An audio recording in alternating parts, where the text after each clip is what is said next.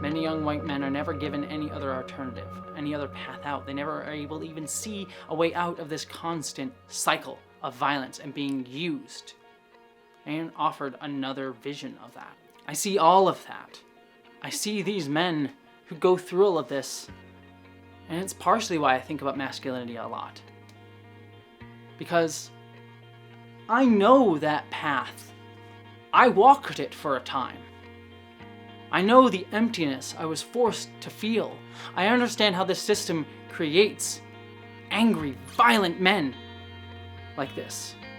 How it turns them to wring them of all their money, chasing this thing that they'll never achieve, and then turns them against others. After all, I could have seen how that could have become me. And how lucky I was because I was able to see and envision a path out. A true one. Because of who I am specifically. Who I am inherently, beyond the male and female socialization. I escaped the Matrix. Or at least, so I thought.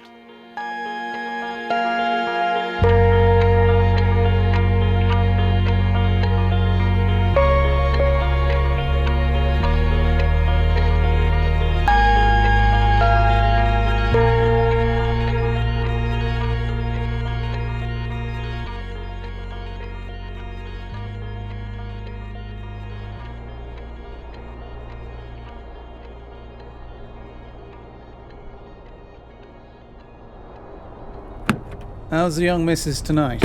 Hey, Ambrose.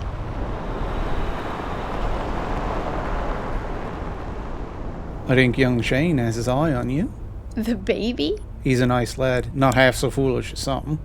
He's nice, he is. But you know it's not real. He maybe just thinks he likes me. What do you mean real? I mean, I'm just a girl he sees every day. Maybe the only one. And what would that matter? It just does. It matters to me. But he's a good guy. He'll be fine. Real.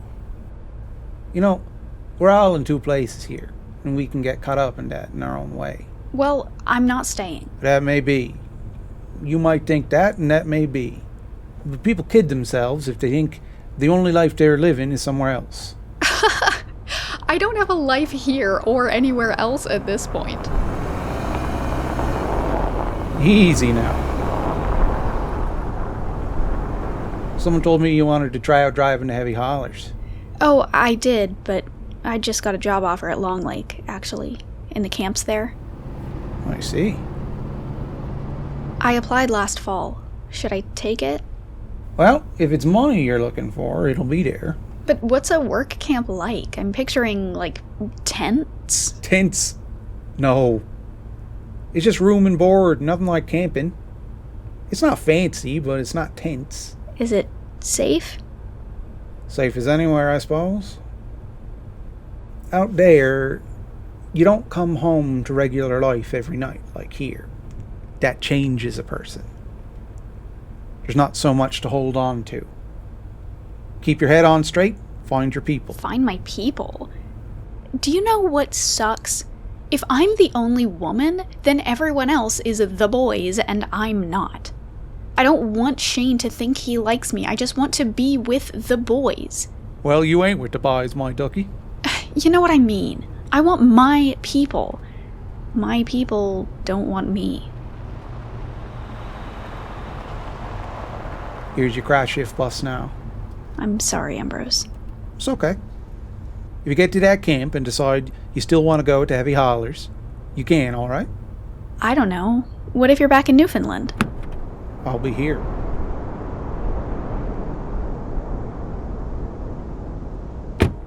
Ambrose, were you a fisherman before? I'm still a fisherman. I'm just here.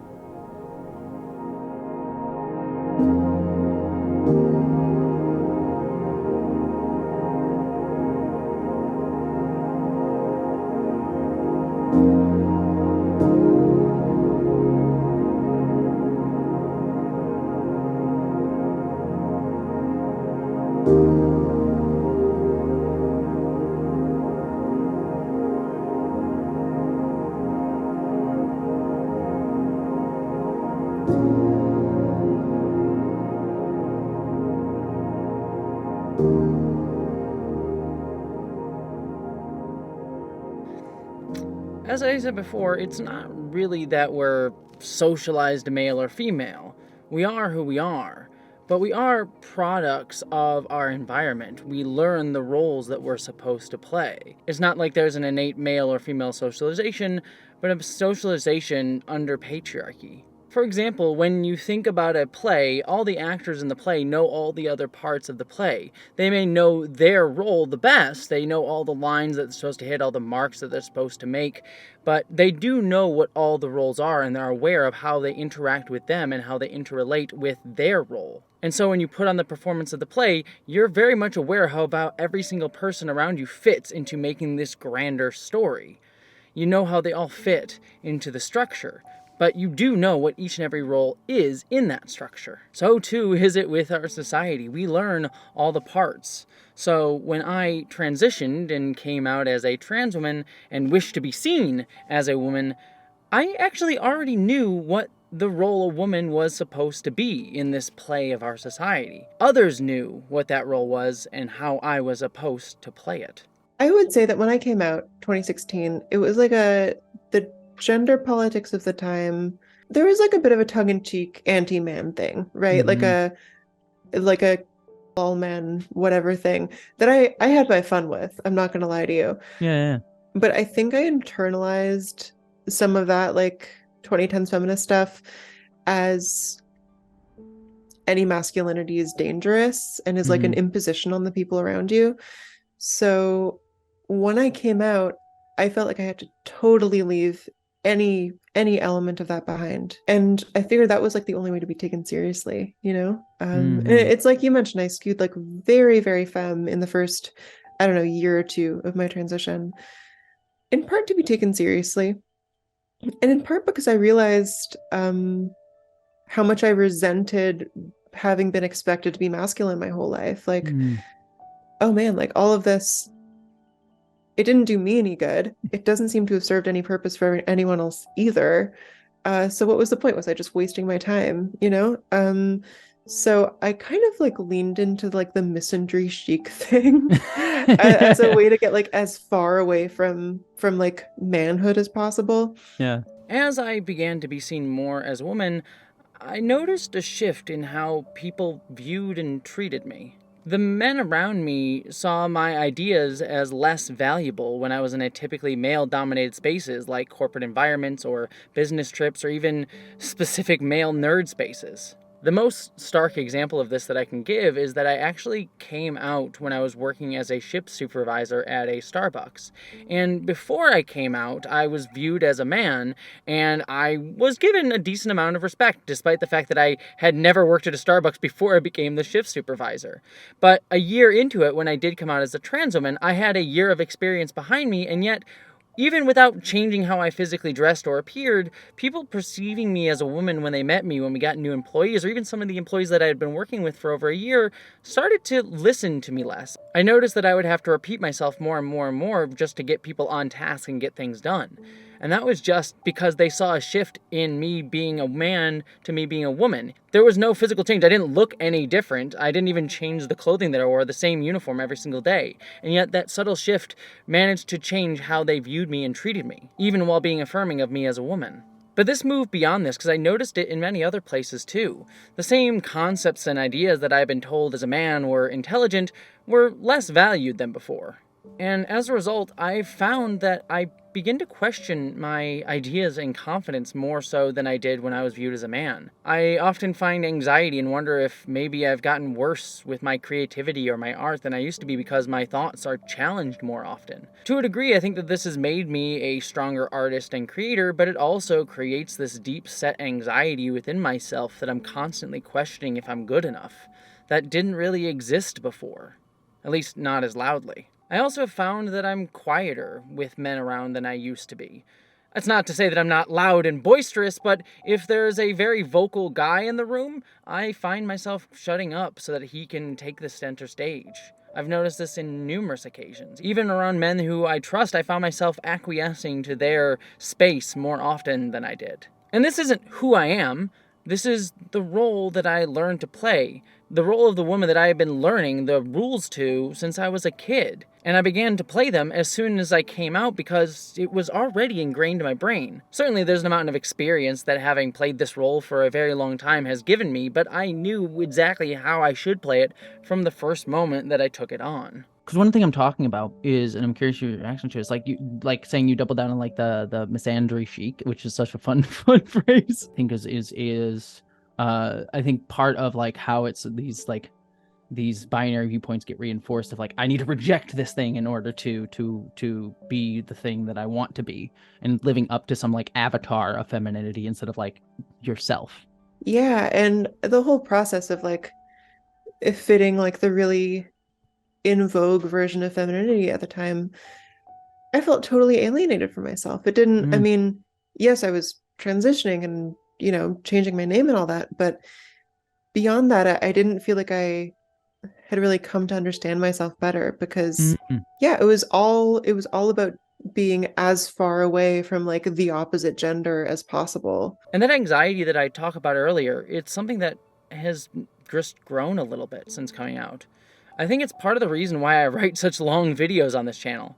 I picked up the habit because anytime I left a gap or didn't mention a related topic within a video, people would assume hostile intent for me or that I was ignorant. I would get so many comments on videos saying, oh, you must hate this person or hate this group of people because I didn't mention them. And it's made me anxious and over-explain lest I be seen as naive or evil. And that's even more so when I'm seen as trans. There are many topics that I touch upon on this channel that people will automatically vilify me over just for the fact that I'm a trans woman talking about them, when I know a lot of men in this space will get much more grace when it comes to it. I'm not saying that I don't get any or that others get more all the time, but in a lot of cases I see that. And many times as a creator it leads to writing paralysis. I sit down at a blank page knowing that I need to fill it up with stuff that is going to be deeply important and personal to me, but also meaningful in a lot of ways, and I get scared because I don't want to fuck it up, because I know people will call me out on it. Not that they shouldn't, and many times they should, but I'm just scared a lot of the time because I know people will take it as a hostile thing or that I'm an idiot, rather than I just didn't know or I didn't do it well enough. All of that was much less the case when I was viewed as a man. Not to say that men don't experience it, but the presumption is skewed when seen as trans and a woman. I've found that men are often given grace by folks who believe that gaps in their statement are something that they can just learn or didn't know at the time, or read their motivations with the best possible intent. Not always, but generally. Women, especially trans women though, are seen as less likely to be intelligent or possibly have ulterior motives. I mean, hell, recently, and I won't get into the specifics on it because I don't want to relitigate it, but I was dogpiled on Twitter because some people assumed a tweet I made was made for clout or attention. And again, I am not going over the specifics of the tweet, but disagree or agree with that tweet all you want. That's beside the point. What hurts me more was that I was viewed as disingenuous when I made that tweet out of a genuine place of earnest belief on my part at the time.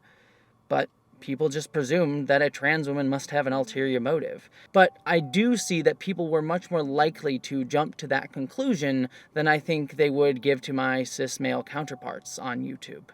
It's not a conscious thing. Quite often I don't think it's anyone being like, well, I trust her less because she's a trans woman, but just that we understand the roles so core inside of us that we tend to be easier to understand or view a trans woman as having an ulterior motive than we would someone else. We just know the roles of the play. I just like Twitter a lot, to be fair, for many reasons, but the least of which, I guess, is that I rarely have room to explain. No one ever really has room to explain, thus giving people more chances to assume hostile intent. Not to mention that Twitter is set up for us to view each other in binaries. Either I agree with you or I disagree with you, in ways that foster antagonism rather than actual conversation, and allows these assumptions of intent in much more heightened and polarized ways. Thus, women, trans folks, and many other minorities are often forced to be reactive more on social media platforms like Twitter and end up falling into anger.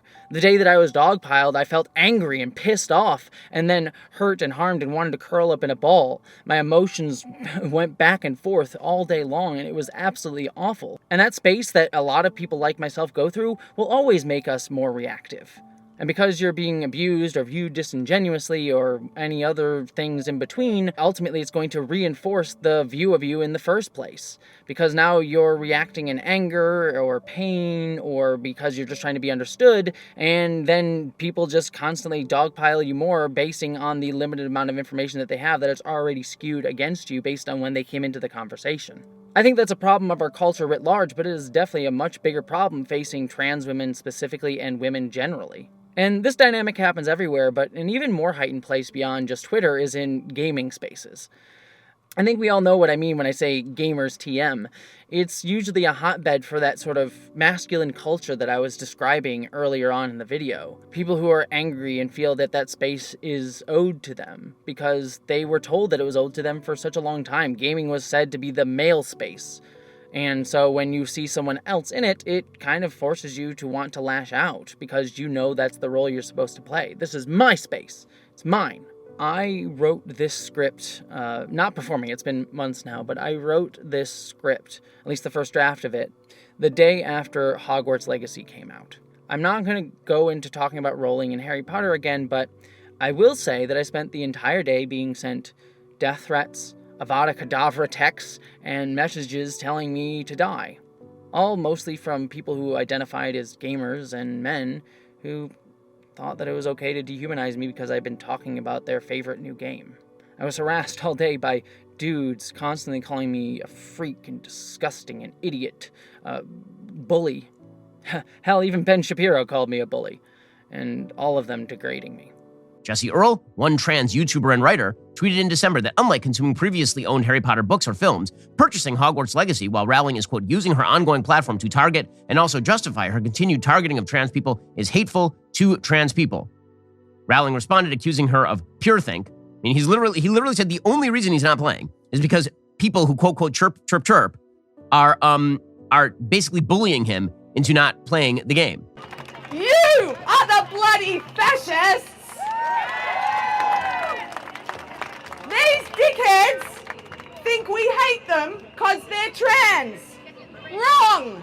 We hate them because they are tyrannical bullies. We hate them because they won't take no for an answer. They don't see the hurt or pain that I went through, only that I was talking about a game they liked in a negative way. But it goes to even more when I even speak negatively about a game. As many of you know, I actually used to do videos for GameSpot, and I made 2 videos for them that I'm so deeply proud of about sex and gaming. They were videos that I had to work really hard to pitch to get through, but I felt that no one really was talking about sex in a positive way in the gaming sphere on the level of somewhere like GameSpot, and I thought it would be really cool. And I think they are. I think they're great videos. And the second of those 2 videos was about consent. And I worked really hard in that video to understand who the audience was going to be that was going to watch it. Go and watch the video, and you'll see that the first thing that I start to talk about within that video on consent in gaming is to talk about how men are often dehumanized in discussions of consent.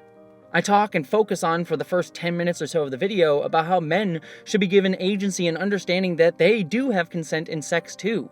They should not always see themselves as constantly desiring sex as we tell men to be, or always consenting to sex simply by virtue of being a man. It's something that we quite often tell men. That's the role we tell men to play. And I started the video that way because I knew that it would be primarily young men on GameSpot's channel who would encounter the video, at least at first. And I took pains, a lot of pains, to try to speak to them. Because I knew what they were going through. I had been through it myself as someone who was seen as a young man. Another thing the Uncharted 2 scene highlights is how men are often seen to consent simply by virtue of being men. Nathan Drake must want to have his hands on Chloe's butt because, of course, he's a guy and he would want that. I thought you'd want to be in on the action. It's a subtle idea that underscores how we in our society today often discuss men, as always wanting sex simply by virtue of the fact that they are men, and it depicts women as withholding consent just by the fact that they are women. Yet, not only is this dehumanizing to both men and women, it isn't true.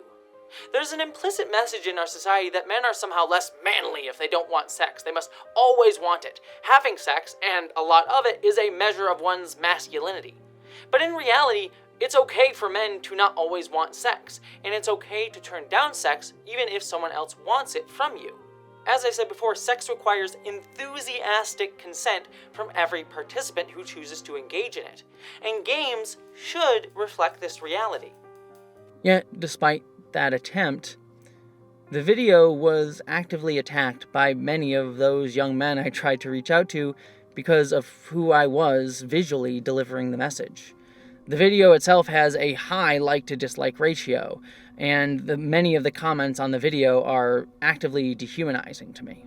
I'm not going to watch this video, but I'm still going to pre-fire my dislike. 20 seconds in and this video somehow isn't surprising anymore. Preface: I did not watch this video. I'm just jumping to conclusions as to what this video is about and the demographic of its creator. This is not the person who should speak about this. Why do you say that? Has she done something heinous at some point? I see a man wearing women's clothes and makeup. Is there another person in this video who talks? Oh, what a manly commentary. GameSpot perfectly showcasing the current state of modern-day gaming journalism. I was seen at odds with these young men simply because I was a trans woman. And I honestly would earnestly be deeply curious how many of those people who commented like that actually sat and watched the entire video, or just decided to leave that comment as soon as they saw that it was a trans woman making it. Maybe I'm wrong, but it feels like to me that many of them just saw a trans woman in the video and instantly thought, oh, this person's gonna hate on me, so I don't want to listen. In fact, I'll go after her first. When really I was trying my best to reach out. Well, all of this stuff is, in its own way, traumatic when you're going through it a lot of the time, in sometimes big, sometimes small ways. The feeling that I quite often feel when thinking about all this, beyond my personal self, is sadness. Sadness at their inability to find connection and humanity with me, just because we're seen as different. Situation just is pitiable. We live in a system that tells some not to see others as human, to only see others with contempt, anger, and fear just based on who they are visually. How is that anything but pitiable? How inhuman that is, not just for the people who are being dehumanized, but for the people doing the dehumanization. It's inhuman to both of us and cruel to both of us. Sure, one is more directly emotionally and physically harmed than the other and suffers more directly, but it dehumanizes us both. It limits us both. While I personally have anger, trauma, and pain from all of this, and I'm sure many others do too, what really tears me apart is how sad all of this makes me feel. But all of this fits into the world that I've been discussing. It creates isolation and antagonism, not just for men, but between men and others, and it forces them to view men and women in competition, just like many men see themselves in competition with other men. It all serves this system of isolation and views people as roles for output in these constant binaries. It causes them to push against each other while constantly desiring to be near each other, like magnets that repel, but desperately just want to pull close. However, women, LGBTQ folks, and other marginalized people often realize sooner than men that this system isolates us because it was never made to allow us to be at the top in the first place.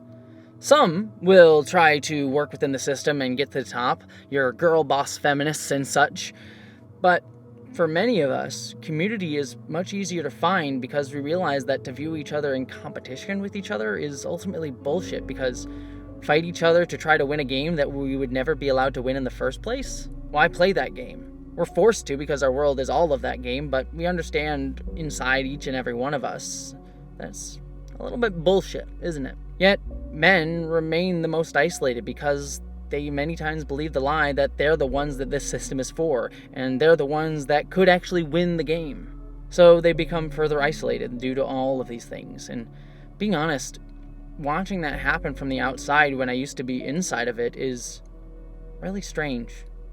I remember when I used to look at women as someone who thought I was a boy and wished for connection, yearned for them to notice me. I remember how I just wanted a woman to listen to me, to hear me, because I just wanted to share the pain that I felt all the time.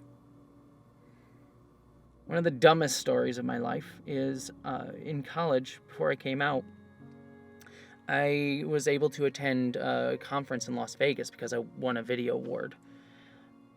And a bunch of my friends, because they were young guys, we all decided to go to a strip club. It was Vegas. We were college students, why the hell not? And I remember buying a lap dance, because that's what you're supposed to do, and the woman took me to a back room and started doing a lap dance. And I remember I didn't care about the sexual context of what was going on. I actually came out to her. I told her that I was trans. She kept dancing, and I'm sure this poor woman has had many a young boy, at least someone she viewed as a young boy, tell her their deepest, darkest secrets while she gives them a lap dance. I'm sure I was not the only one. But for me, that's who I felt I could open up to, because she was the only woman that I felt I could open up to in that way. Even though she was someone I did not know, and I had paid to give me a lap dance. The power difference was very complicated, to say the least. But now, being seen as a woman, I'm on the other side of that relationship in a lot of ways. I've been contacted by a lot of men who have seen me on YouTube, who see me in the same way. I've been sent DMs or messages, or even had men come up to me in public and treat me demeaningly or reduce me to this person that they could open up to, or even just reduce me to my physical attractiveness so that they can feel a physical connection with me, because that's the only way that they are told to be able to form a connection with a woman, or at least how they're told to start a connection with a woman. It's a shallow one, but the one that they know they're allowed to feel and ask for, or at least feel they're allowed to ask for. Yet, at the start of my transition, as I was just coming out as trans, I also felt that that was what I was supposed to play when it came to the role of a woman.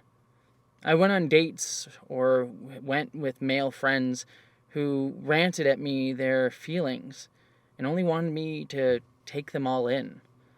I listened to hours, having to shoulder all their emotions. And I wanted to, because I wanted to care for them. I wanted to be a good person, and I knew that I was supposed to take it all on. That's what I was supposed to do. As a woman, I was supposed to carry this burden for them. But they would never return that. They never really wanted my validation or my input on anything. They just wanted to unburden themselves. Even worse, I've had men yell at me and call me a bitch and a cunt because they were dealing with something that day.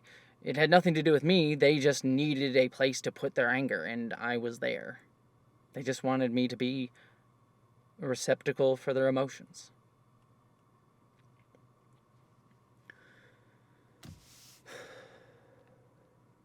I bet many of you are wondering why I'm filming this section of the video in a car, in my car.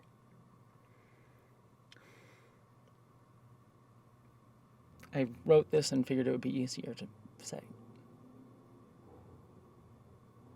I legit thought that if I had it in a script, I could just say it and I wouldn't have to feel it. Fuck.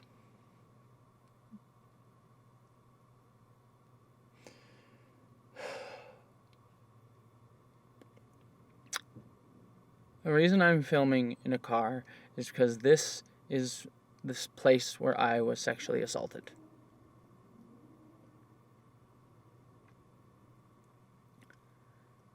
I am not going to go into the details of it.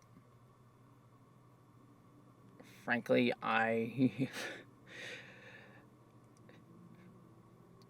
Frankly, this is a lot harder than I thought it was going to be. And honestly, I don't owe you that story. But I wanted to be in this space to talk about it because when it happened, back there,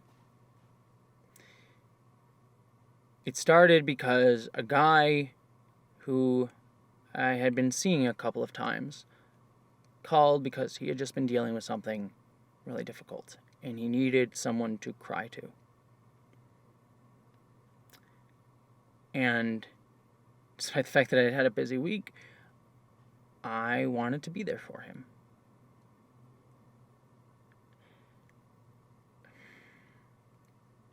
And so I drove to him, and because his roommate was weird, he just came out to my car, and we sat in the back.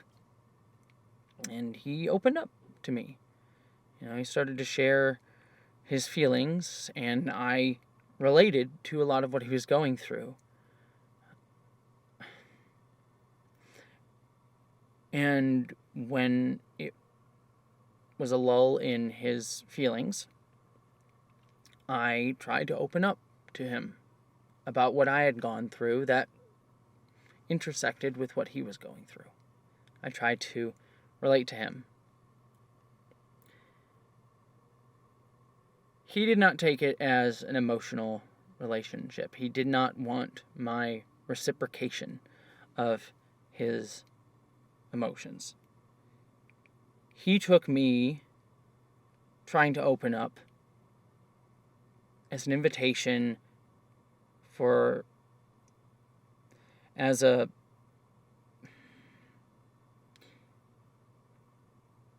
He took me being emotionally vulnerable as a chance to use my body because he saw it as an invitation to use my body.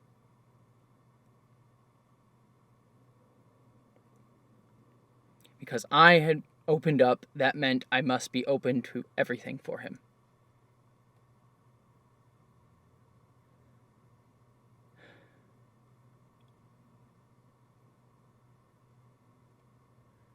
Because he saw me not as someone who could relate to him as a full human being, but as someone who could be a vehicle for his need to connect with something. Not someone, something. And so he took my vulnerability as openness to use me. And so he did.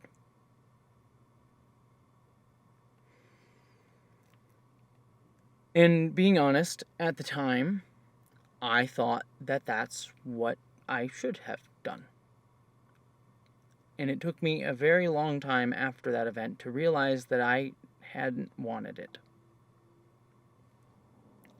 For a long time, I thought I had let it happen, and as a result that I had wanted it to happen because that's what I was supposed to do, right? Be there for him. I was doing the right thing by being there. That's the role I was supposed to play. It wasn't that I had had some male socialization and now had learned female socialization. I knew my entire life that the role was one that was supposed to be there in that way for him. To be used. To be a non-person.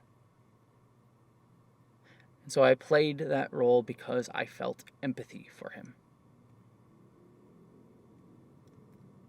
And I remember that night in a parking spot, I disassociated from my body. I want to be all poetic and connect to what I did earlier in the video visually and say I just looked up at the stars and looked at that and was able to be outside my body. It wasn't that poetic. I wish it was. But I did look down at my body and saw it like he did,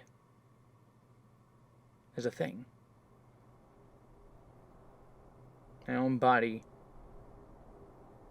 became an object to me.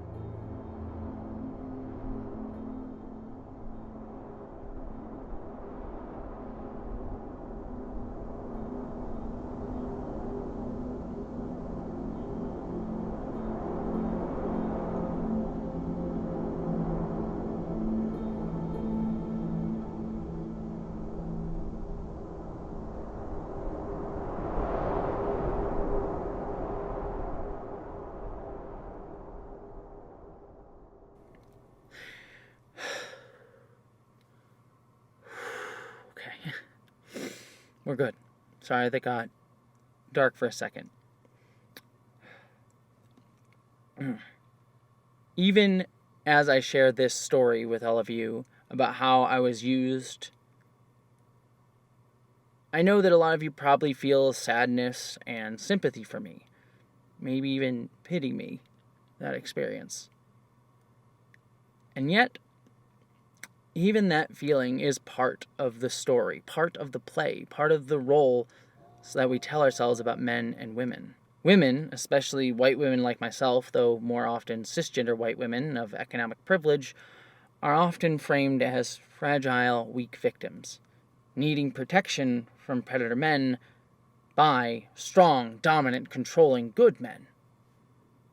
And our vulnerability in that story plays into the same binary idea of man is strong and women is weak. I didn't tell you that story to feel bad or sad or pity me. I told you that story to explain how I felt I was supposed to play that role. I know that I am a strong, kick-ass, smart, funny, weird, strange person. An imperfect one for sure, but, I don't feel like I need protection. But I'm sure many people will hear that story and wish they had been there to protect me. That's the place that they put themselves in the story, as the savior of me. No one came to save me. And it's essential to recognize that that role of a white woman needing saving that I've been cast in is one that all of us were taught. Writer Devon spoke about the idea of femininity, a ubiquitous female socialization gender expectation that is rooted in white feminism. The idea that to be feminine is to be soft-spoken and weak is an idea rooted in the myth of white innocence and fragility. Historically, wealthy white aristocrats viewed their wives and daughters as delicate flowers in need of protecting. This belief served to keep white women unempowered and isolated. It also justified racist violence against black and brown people, who were presented as violent masculine threats to white purity. When we act like girlhood is all about dresses and tender feelings and soft pastel flowers, we ignore how artificial this image of femininity is, and how it's only really been afforded to a certain small subset of girls. White feminism has long had a problem with oversimplifying the fight for gender justice, assuming that all women need to be liberated from the exact same restrictions. But for many black women, it is the presumption of strength that can prove oppressive, not the soft vulnerability associated with white womanhood. For black women, shedding tears can be a bold act of defiance in a world that never treats your emotions with tenderness. If you grew up in poverty, putting a lot of care and time into your appearance may be the unusual thing. There is a reason being a femme was an expression of queer identity in predominantly working-class lesbians specifically. My story as a white woman, as someone tossed aside and used, can be used to garner sympathy for the concept of vulnerable womanhood when I'm seen as a woman. In fact, many patriarchal institutions or governments, like in the United Kingdom, and many gender-critical TERFs even, will deny that women can even sexually assault someone, which women definitely can. The Sexual Offences Act in England and Wales makes a key gender distinction on rape. Current legislation states that a person can be found guilty of if, quote, he intentionally penetrates the vagina, anus, or mouth of another person with his penis.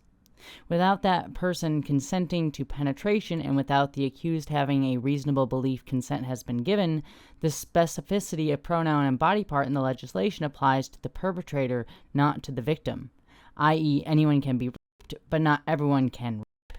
And it means that a male victim's case cannot be prosecuted as rape only as an offense of sexual assault or causing a person to engage in sexual activity without consent. Not only does the law say men cannot be raped by women, but societal assumptions also undermine their testimonies. That, for example, men can always fight back or must have been aroused to be erect in the first place, unlike women who can be penetrated against their will and desire. In fact, having got an erection while enduring trauma is one of the biggest stumbling blocks for victims struggling to make sense of an assault. NHS guidance for victims of sexual abuse says erections or visible signs of arousal are not exclusive to positive sexual experiences. But they view it that way because it reinforces this idea that white women are weak and needing protection and could never, ever, ever do harm. I am not weak and am needing of protection. Yet, when I'm seen as a trans woman in transphobic circles, I'm viewed as a predator man who assaults others. I am that predator man who sexually assaults others. Like, I've known that, but saying that line after sharing my story, God, it pisses me off that they do that. Yeah, the same thing happens to many people in different roles, like black women or non-femme presenting women or marginalized women. When their stories can be used to reinforce a patriarchal white version of womanhood, then they will be seen in sort of diminutive, needing protective ways. But when viewed as black, for example, black women are often dehumanized and seen as oppressive, angry, vitriolic, aggressive, violent.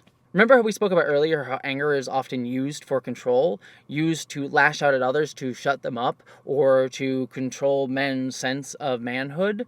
Trans women are often victims of intimate partner violence because men sometimes feel that they aren't manly enough by being with a trans woman, so they react in violence at the person who is making them feel that way, a trans person, instead of analyzing that it's a problem that they are internally struggling with, that it's their own sense of manhood, but they will lash out at the person making them feel less manly. But we are told that we can treat women that way, especially trans women who are more dehumanized. And we do worse to trans women of color. Black trans women, indigenous trans women, and trans women of color generally are murdered mostly during incidents of intimate partner violence.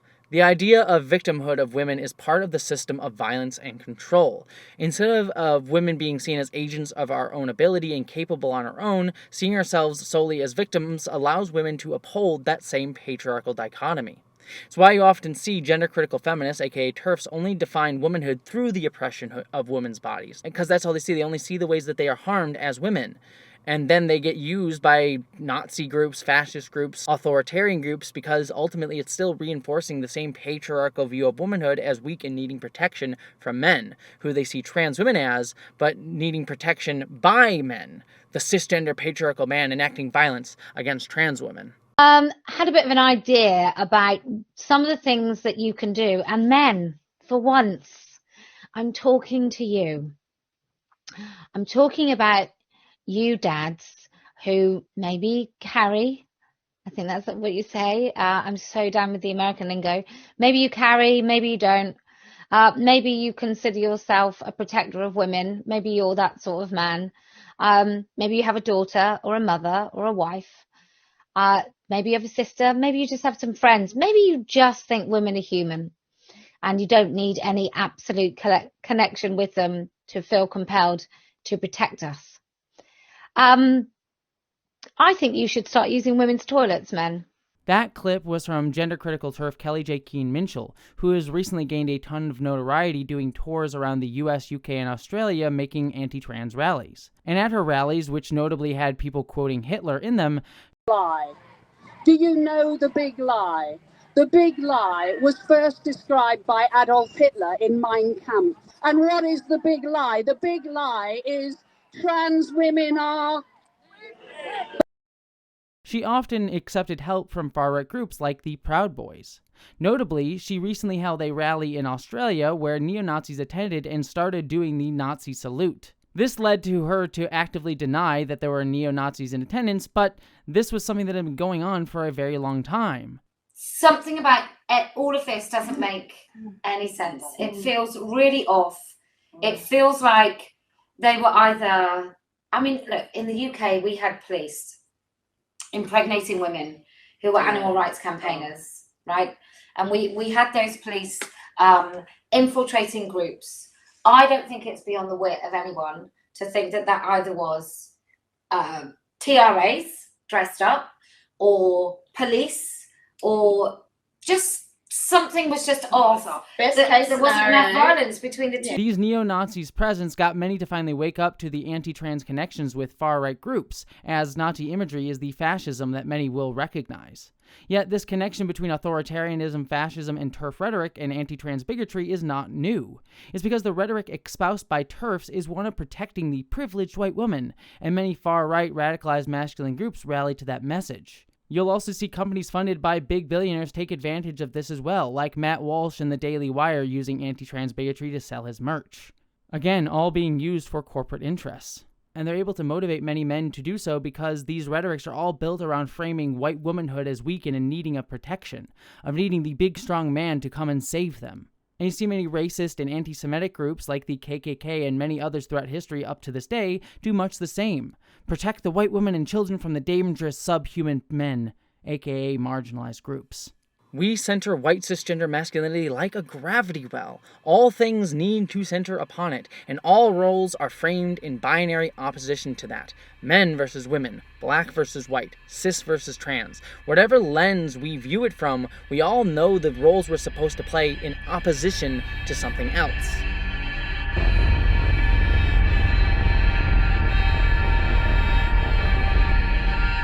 So I guess like in my era of chic misandry, trying to just disavow as much as possible like my previous gender, my previous self, I came to mostly just like fear and dislike masculinity. And part of that was just like I had a lot of these really terrible experiences with men, you know, as like a teenager, a vulnerable queer teenager. I think most of us did. Which I think is often why trans women are not seen as only in opposition to cis men due to our femininity, but as active antagonists. Because for trans women, femininity was not a weakness, but a chosen path.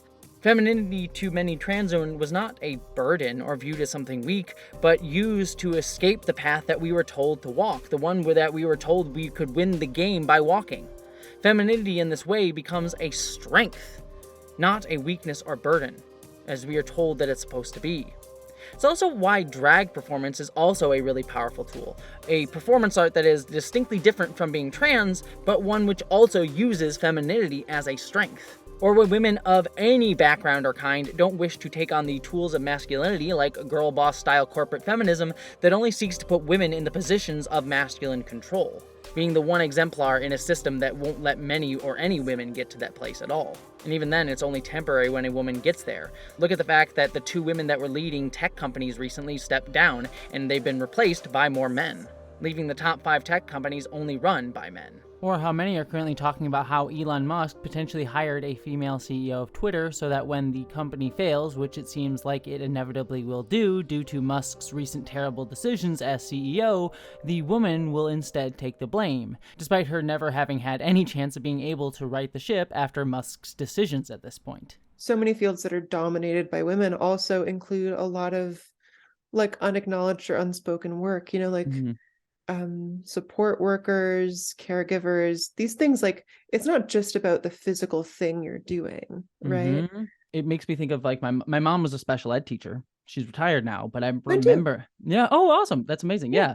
I remember like, I wonder if you had your mom had a similar experience, but like because she was special ed, like a lot of her work that she did not get paid for, she would go out of her way to like go to like Office Max and buy supplies for kids, go to visit their homes and like give them like stuff. And she would do this from her own pocketbook and her own time that she was not paid for, but she felt like it was a necessary part of her job.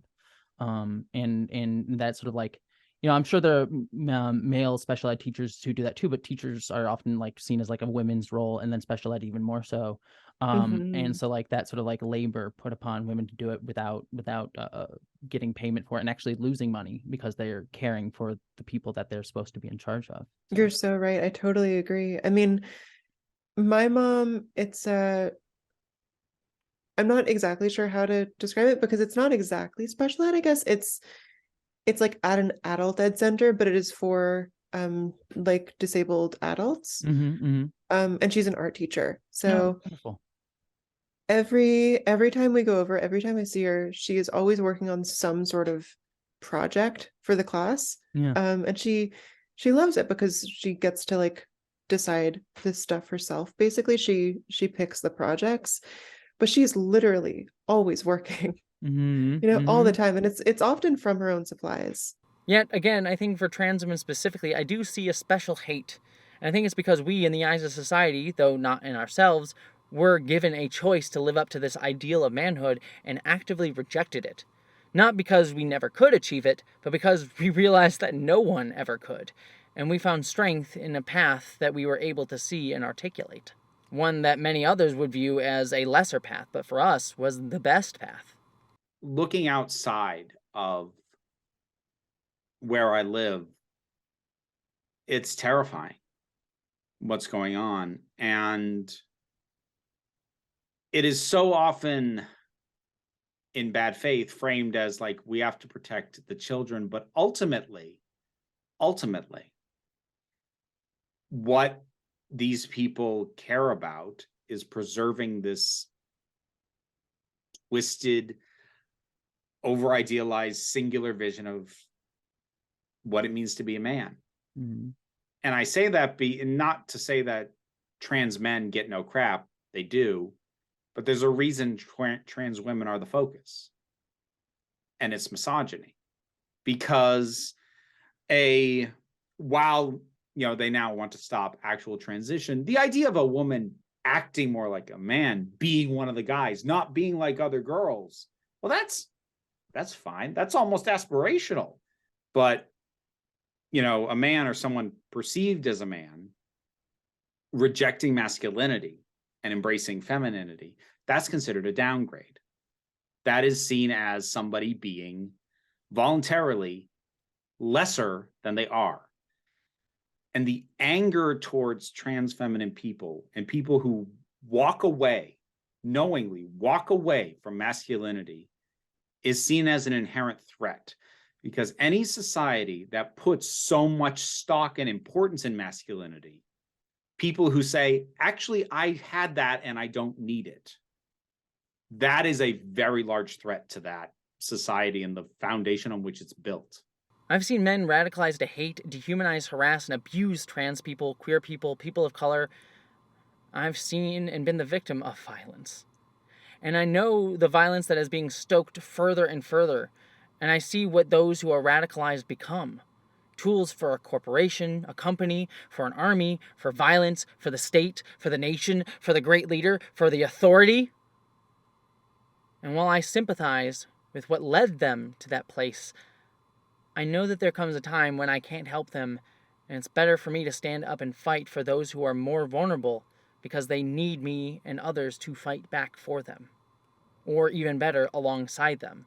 Because many of them have been fighting for a much longer time than any of us. It's because we all realize that this terrible, horrific system will never be torn down by its own terms. It'll be torn down on our terms. But to do that, we need to think beyond it first.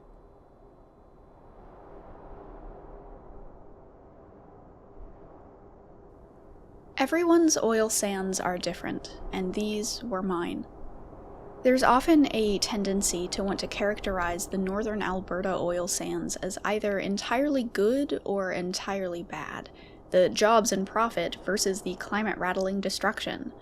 But over my time there, I learned you can have both good and bad at the same time in the same place, and the oil sands defy any easy characterization. My experiences were very much colored by their place in time, a time just on the doorstep of ubiquitous smartphones and social media, but not there yet.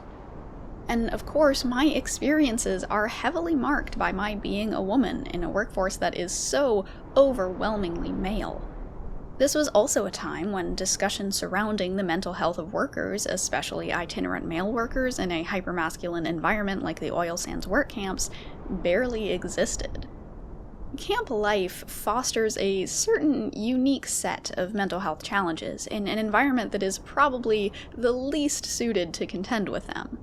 The boredom, isolation, loneliness, and depression add up for many, and for some are too much to bear. Instead, the industry prized itself on having millions of hours without lost time incidents, while hiding away the human wreckage.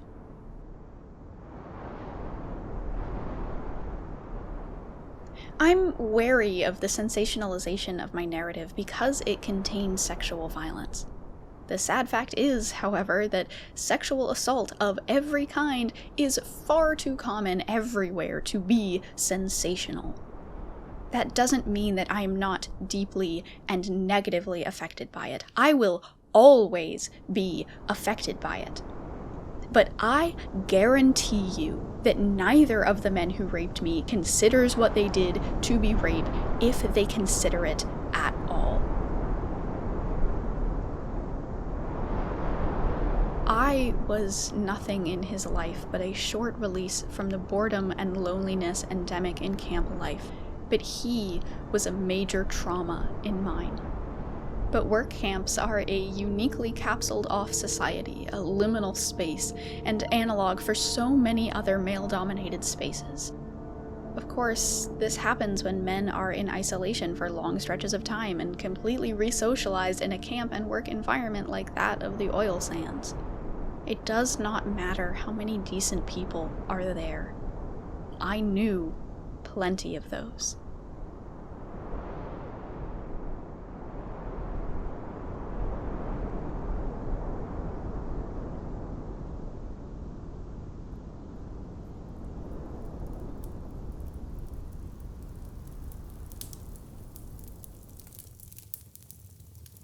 The goal of this gendered system that we live in, one that is fueled and enabled by capitalism, imperialism, and patriarchy, is all based on this foundational assumption of a binary of man versus woman, with emphasis on the versus, and that men are inherently on top of that endless cycle, as always the natural victors, women constantly being the victims and underdog in that battle.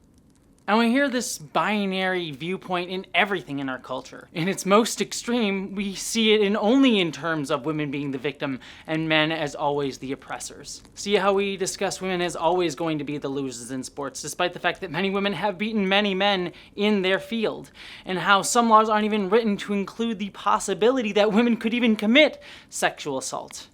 And it's by no means a coincidence that these same discourses and framings of men versus women are used to frame trans women as men. Our system is based on this dichotomy. It requires it to function, to fuel its endless cycle and rhetorics of domination and control. All of us are conditioned and socialized to believe in this natural, quote-unquote, binary. It's even core to a lot of feminist literature. The early days of feminist work were often framed as the need to destroy and push back against men. Not the system, not patriarchy, but men. But it led in those early days to seeing all men as oppressors and all women as inherently oppressed, and that fighting men was a way out of the system. Yet seeing men as the enemy alone is ultimately still the socialization of this binary fight. And this dichotomy, this endless cycle, is something that feminist writer Bell Hooks wrote about quite frequently. When contemporary feminism was at its most intense, many women insisted that they were weary of giving energy to men, that they wanted to place women at the center of all feminist discussions. Feminist thinkers, like myself, who wanted to include men in the discussion were usually labeled male identified and dismissed. We were sleeping with the enemy. We were the feminists who could not be trusted because we care about the fate of men. We were the feminists who did not believe in female superiority any more than we believed in male superiority. As the feminist movement progressed, the fact became evident that sexism and sexist exploitation and oppression could not change unless men were also deeply engaged in feminist resistance. Yet most women were still expressing no genuine interest in highlighting discussions of maleness. Acknowledging that there needed to be more feminist focus on men did not lead to the production of a body of writing by women about men. The lack of such writing intensifies my sense that women cannot fully talk about men because we have been so well socialized in a patriarchal culture to be silent on the subject of men. But more than silence, we have been socialized to be the keepers of grave and serious secrets, especially those that could reveal the everyday strategies of male domination, how male power is enacted and maintained in our private lives. Indeed, even the radical feminist labeling of all men as oppressors and all women as victims was a way to deflect attention from the reality of men and our ignorance about them.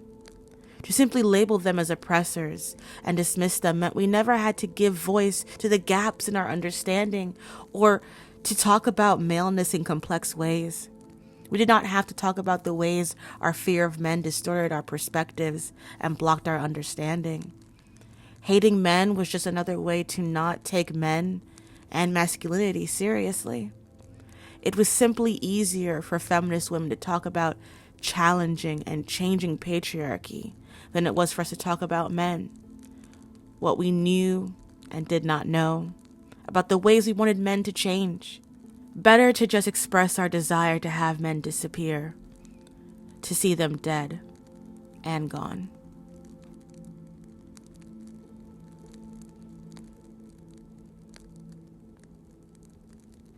It should be said that although that passage was written by a black feminist cisgender woman writer who you all should be reading more of, by the way, I see so much of my own experience as a trans woman within it. How by identifying or trying to empathize with a cisgender male experience to try to understand what many cis men go through, I, as a trans woman, am often labeled as male identified, as socialized male, as having had some inherent more masculine background or experience.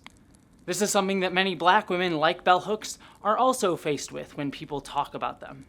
And it's by no means surprising that this male-identified male socialization rhetoric comes from TERFs, whose rhetoric itself is often based upon seeing men as inherently the oppressors and women as inherently the oppressed. If you listen to a lot of anti-trans rhetoric, you'll find that many people believe that trans femme folks, specifically and trans people generally, are representations of a fall of manhood in a society. The movement toward androgyny occurs in late phases of culture, okay, as a civilization is starting to unravel, okay, and you can find it again and again and again through history in the Greek art, okay, you can see it happening. All of a sudden, okay, there's a kind of there's the sculptures of handsome nude young men athletes that used to be very robust, okay, in the archaic period suddenly began to seem like wet noodles, okay, toward the end, okay, and that the people who live in such periods, a late phase of culture, whether it's the Hellenistic era, whether it's the Roman Empire, whether it's the Mauve decade of Oscar Wilde in the 1890s, whether it's Weimar Germany, people who live at such times, okay, feel that they're very sophisticated, they're very cosmopolitan, okay, and homosexuality, heterosexuality, so what, anything goes, and so on, all right, but from the perspective of historical distance, okay, you can see that it's a culture that no longer believes in itself, okay, and then what you invariably get are people who who are convinced of the power of heroic masculinity, okay, on the edges, whether they're the Vandals and the Huns, okay, or whether they're the barbarians of ISIS, okay, you see them, starting to mass on the outsides of the culture. And that's what we have right now, that there is a tremendous and rather terrifying disconnect between the infatuation with the transgender movement in our own culture and what's going on out there, okay? All right? And so, I mean, that's why I'm concerned. I feel it's ominous, okay? I question whether the transgender choice is indeed genuine in every single case. Even more so, they connect that idea of the decline of manhood to the idea of a fall of Western civilization that's happening right now because trans people exist. You can even see this in recent tweets by badly bearded man Matt Walsh.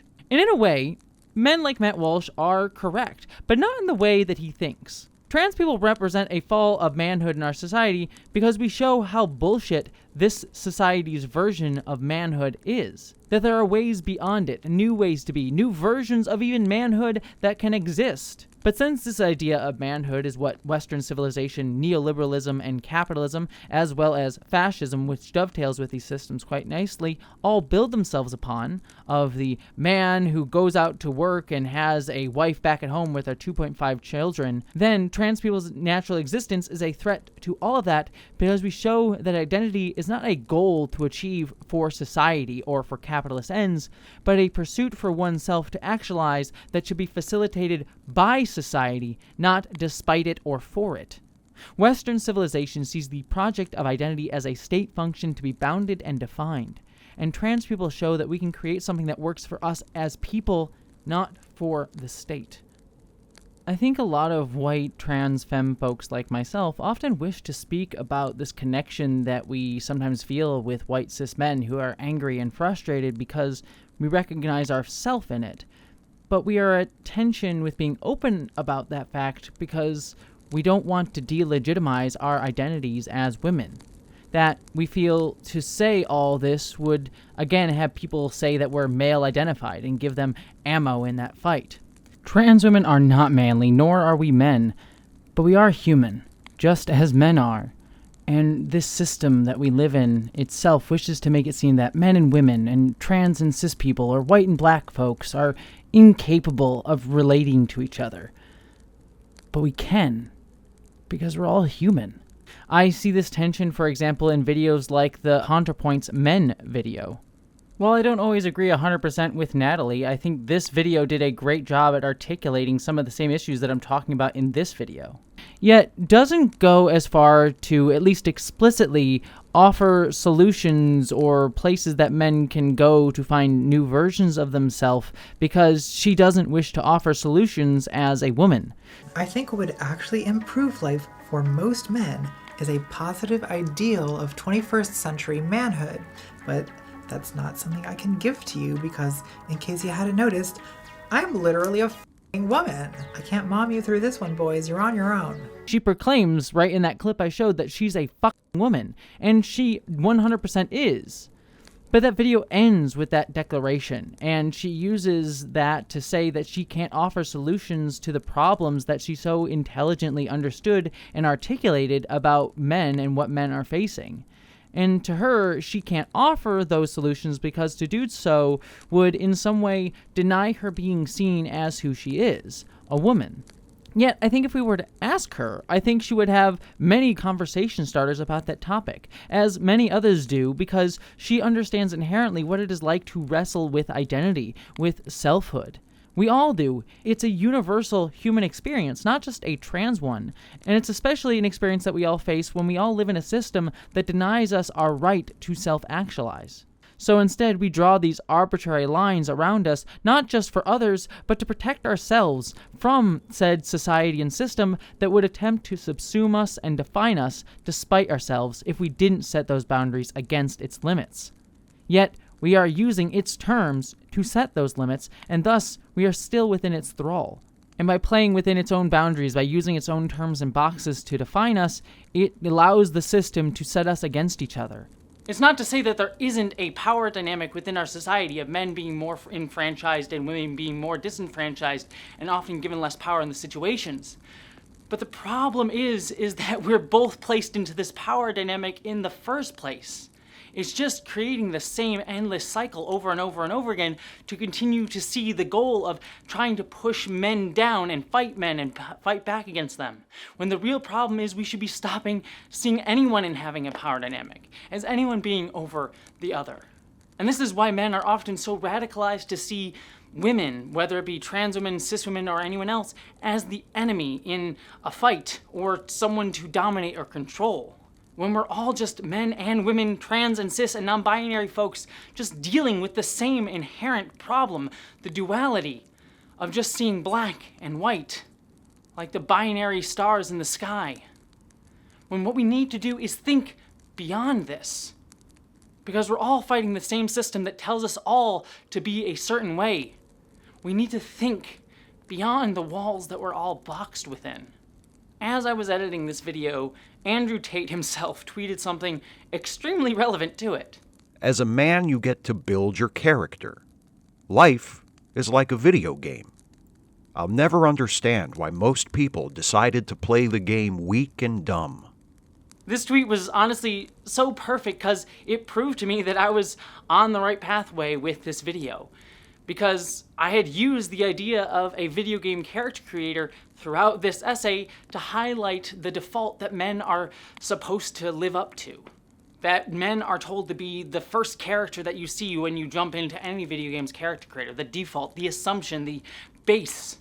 And in a moment of self-awareness, seemingly Andrew Tate points out the fact that women don't even get to pick anything in that character creator. Yet Tate takes this metaphor to say that the only way that men should play every single game is to turn the sliders all the way up to buff and strong. Put all your ability points and strength nowhere else. That's the only way that men should build their character. When in actuality, there's so many different ways to play any game. And it leads men who don't like playing the game that way or can never be that or never be good at that to feel like they're failing if they want to play the game any other way. Being honest with you, I've been dancing around saying something this entire video, but I'm gonna say it now. I identify with many angry cis men because I think we're experiencing or experienced the same thing. There's been a lot of capital D discourse around the idea of gender dysphoria in online spaces as of late, around the idea of it being a medicalized term, if it's real, etc., etc., etc. And I think there's a much longer video and nuanced discussion on that topic, but if we just take the idea of gender dysphoria on its face and removing the discourse on medicalization or mental health or if it's real or not, gender dysphoria at its base level is argued to be the feeling of unease that a person may have because of the mismatch between who they're told to be by society and their actual gender identity that they are. And it's that distress that I think a lot of trans folks, especially trans women and cis men, can relate to. I know this may be somewhat controversial, but stick with me for a minute. Gender dysphoria is very obviously understood for trans women because we are told to be men when we're born, yet we can see that avatar of a woman who women are told to be in our society, and it gives us, in a way, representation because we can see what a woman is like and what a woman is treated like in our society, and we say, oh, that kind of fits me. It gives us something to articulate how we're feeling. It gives us the words to say that. Even if we don't 100% identify with, the avatar of a woman and the perfect way a woman is supposed to be, we can at least start to have a conversation on those terms to understand ourselves and allow others to understand us.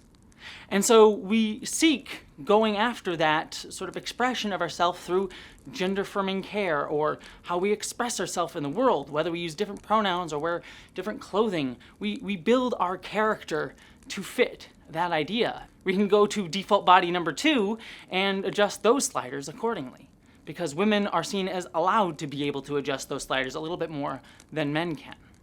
And on top of that, we can find a sense of identity and selfhood in transness and womanhood.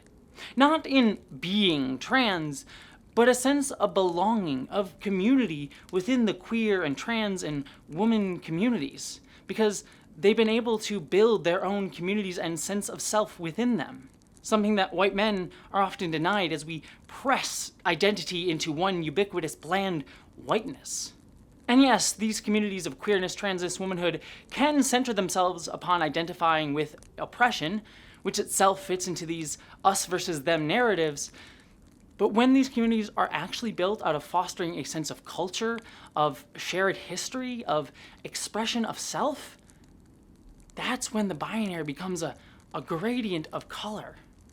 It gives you something to latch onto. It gave me something to latch onto, to feel like I was a part of, when for so long I was intentionally unable to have that due to being seen and treated and even believing myself to be, for a long time, a cis white man, though I wouldn't have used those words at the time for it. I'd argue that cis white men who are angry, upset, frustrated, and feeling like they're not man enough are just dealing with as much gender dysphoria as trans women are. Yet unlike trans women, they aren't given something to feel like they can express themselves through. Instead, they're just told to be that Andrew Tate version of masculinity, and yet they never can be. They never can see themselves or envision themselves being anything else. And so they constantly seek their own version of gender-affirming care to live up to that ideal.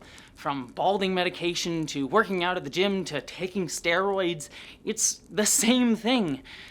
I mean, take the fact that Steven Crowder, who we talked about earlier, is a man who expresses control of women through that sense of anxious, scared projection of masculinity, himself got gender-affirming care to make his pecs look more masculine, in order to hide a genetic condition on his chest that he viewed as making his chest look quote-unquote feminine. It's the same thing that trans women like myself do, who get breast augmentation to affirm and feel more comfortable in our bodies in ways that align with how we wish to be viewed as women. Yeah, they're trying to live up to a version of maleness that they can't attain, and that they've never been told that it's okay if they don't.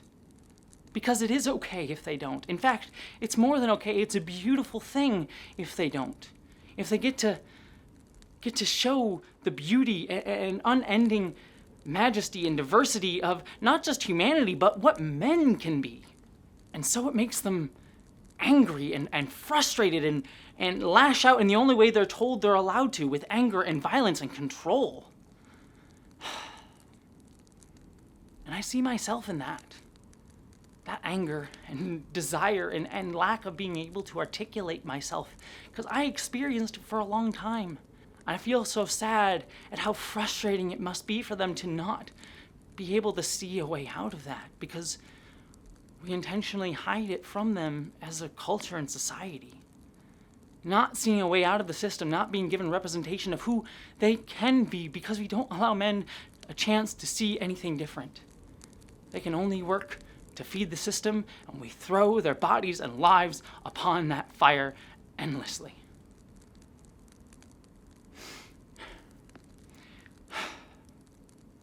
I used to identify with that struggle so much. That's why I identified with characters like the Joker and Rorschach in my youth. And how when I started transitioning, I began to identify with characters like Jason Todd from the Batman comics or Vegeta in Dragon Ball early in my transition. Men who were also angry at the world and frustrated and wanted to lash out, but started to reform, started to feel like maybe they could rehabilitate themselves, build their masculinity in a healthy way. But even those characters are stuck in an endless stasis of telling the same story over and over again for them. But then, when I transitioned, like fully, and had been out for several years and now almost a decade, I began to change who I identify with.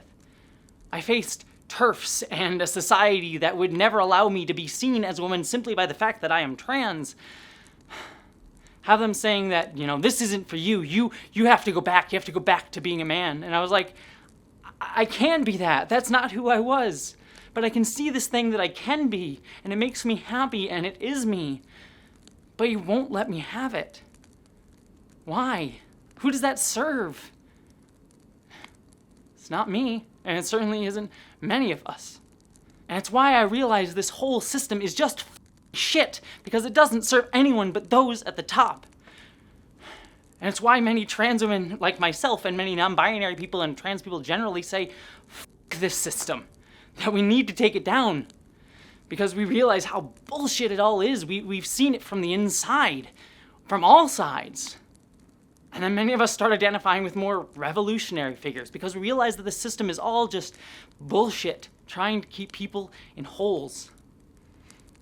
But cis men are never given that chance to see outside the boxes.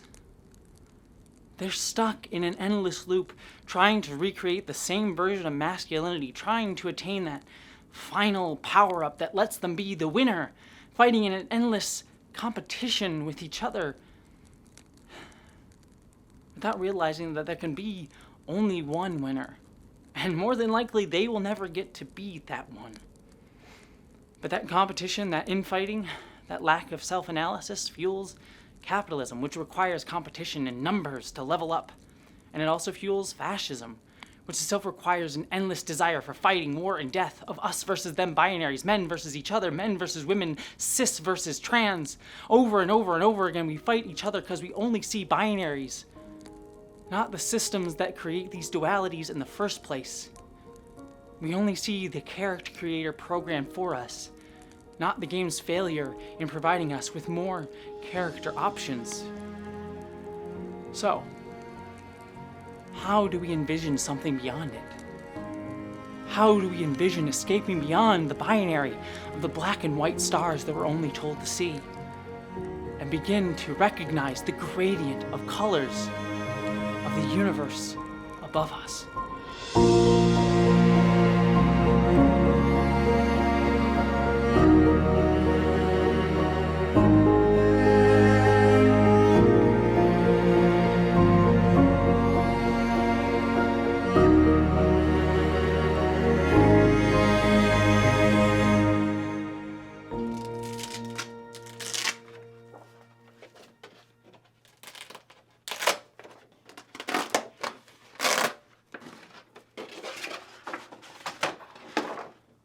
So, if you recall earlier in the video, I actually said that these were 2 of 3 posters that I had prominently in my room. And actually, in those boxes that I discovered these posters in, I actually found that 3rd one as well. I actually had a map of Middle-earth that used to hang prominently alongside those 2 posters. I used to love staring at this map, seeing myself in this fantastical world. I love to get lost in this map and imagine myself in different places around Middle-earth, staring up at the city of Minas Tirith, or getting to hang out with Bilbo over in the Shire, or even wandering the darkness of Mirkwood on my way to the Lonely Mountain. Yet, imagining myself into the locations on this map wasn't the only thing that I did when I looked at it. Quite often, when I look at this map of Middle-earth, I think of a specific quote from Lord of the Rings. Frodo looked at maps and wondered what lay beyond their edges. Maps made in the Shire showed mostly white spaces beyond its borders. I used to love looking at this map and wonder what lay beyond these faded borders. The areas that the story of The Hobbit and Lord of the Rings never touched, as they faded out into unexplored white space. I always loved that this map didn't have a hard edge to it, but just opened up into faded unimagination. It refused to allow my imagination to have a border, but just slowly drifted between the defined and the undefined, slipping between the unknown and known, as if in a dance. I spent most of my life believing that I had to fit into a border. Maybe it was the border of masculinity or the boundary of femininity, but it was always confined like a box in a matrix, playing out a function as defined by the glossary of some map maker who tried to pin me down as one thing, simplifying me into their map. I'm a trans woman. It's how I've seen myself in the society that I live within, but as I've grown older, I found that I care less about that definition. At the end of the day, I'm just me. I'm fighting to forget the role that I was told to play, and I'm fighting to remember that I am valuable, strong, and intelligent. And it's harder to remember on some days. But I am much happier. I'm expressing myself every day in a way that fills me with joy. I have a more fulfilling favorite role because I cast myself in that part. I'm working to destroy the play that forgot to write me a part to begin with, and just decided to cast me as one of the background players. Today, I'm exploring the faded parts of the edges. And remember that these areas of the map are actually the center of someone else's map who lives there. And I can draw a map of this part of the world over here for myself and those who live here with me. It doesn't have to be centered here. That is where I am at my understanding of myself. I tend to find that I like to return to certain parts of this map a little bit more than others. I love looking at the lands of Mirkwood, for example. It's my favorite area of The Hobbit. It's kind of like my femininity. Yes, Mirkwood and femininity are basically the same thing, both filled with elves having creepy parties in the dark, talking spiders, and rivers that make you forget if you get wet. But anyways, I return personally to what some other map maker labeled as femininity more often than I don't, but I do like to explore all parts of the map and beyond it. Some people are like the hobbits, who just want to stay at home and never leave their little hobbit hole, stuck in their ways and tradition. So too was Bilbo in The Hobbit. He never wanted to leave, and thus didn't understand the world beyond the map that was laid out in front of him.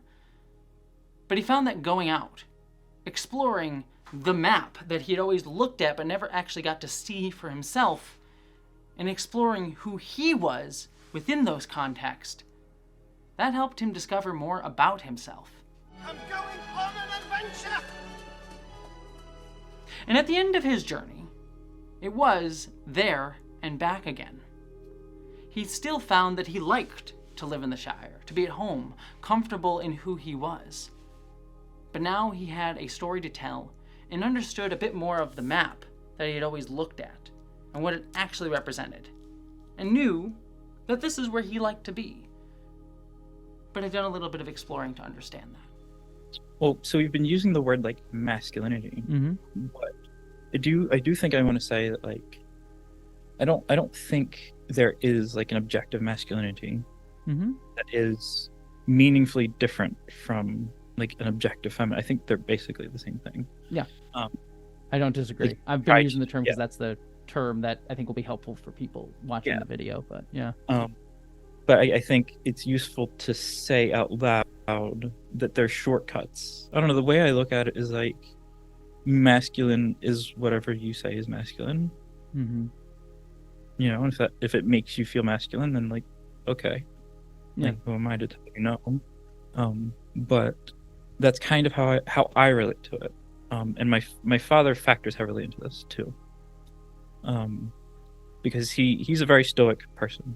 He's not like outwardly, I want to say not outwardly emotional, because that's not true. He does express emotion. He does tell you how he's feeling, but he has a very like quote unquote flat like affect, but it's also very warm and welcoming like at the same time. Yeah. So I am taking, I think, a lot of cues from my father when I say that, like, I enjoy masculinity, because I do, but it's not, for me, it's not divorced from, like, the things that I perform or the things that I do that also make me feel feminine.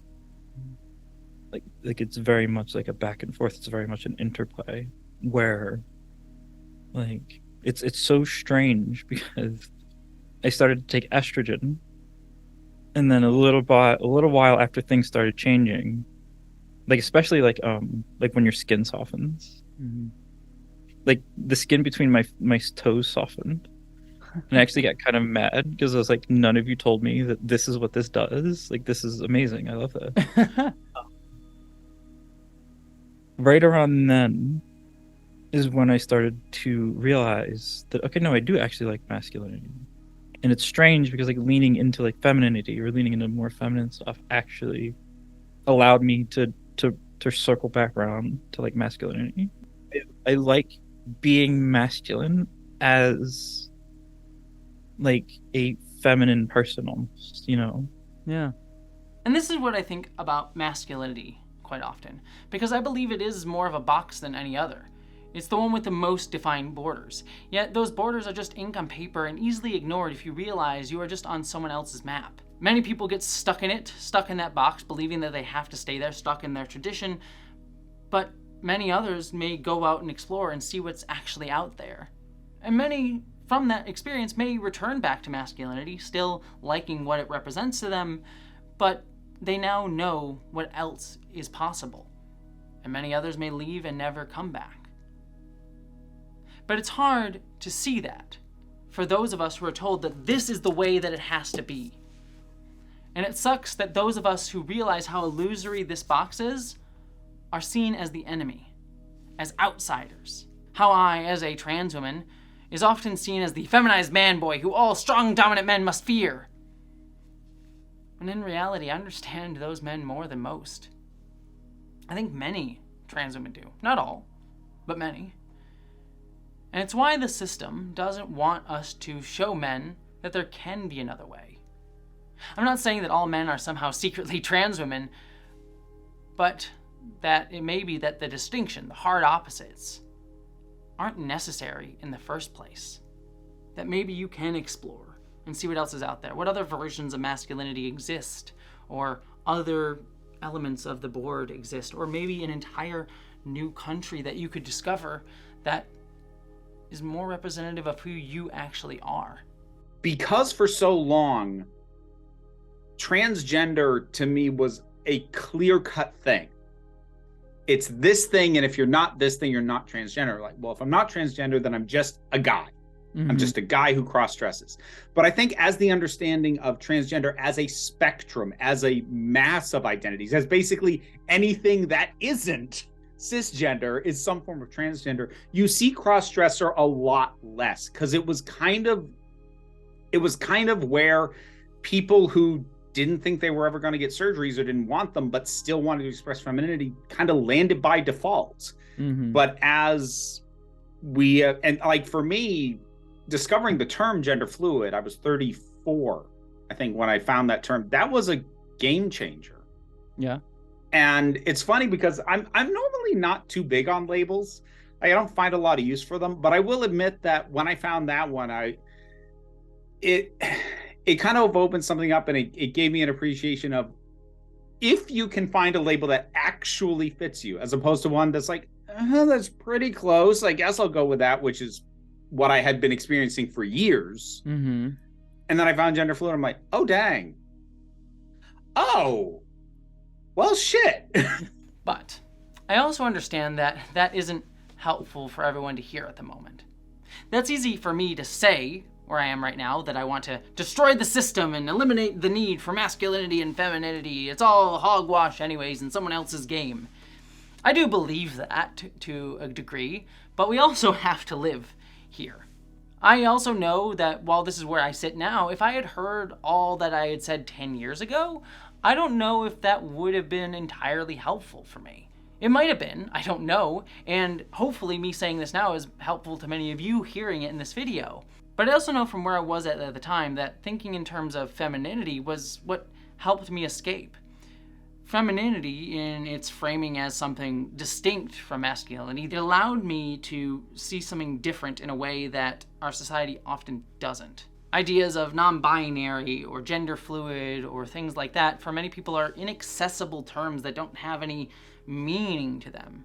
They do have meaning as a non-binary person, and to many gender fluid people, those words have very specific understandings and meanings and help them understand themselves. But for many others who are struggling with defining their own version of masculinity, those words aren't really helpful.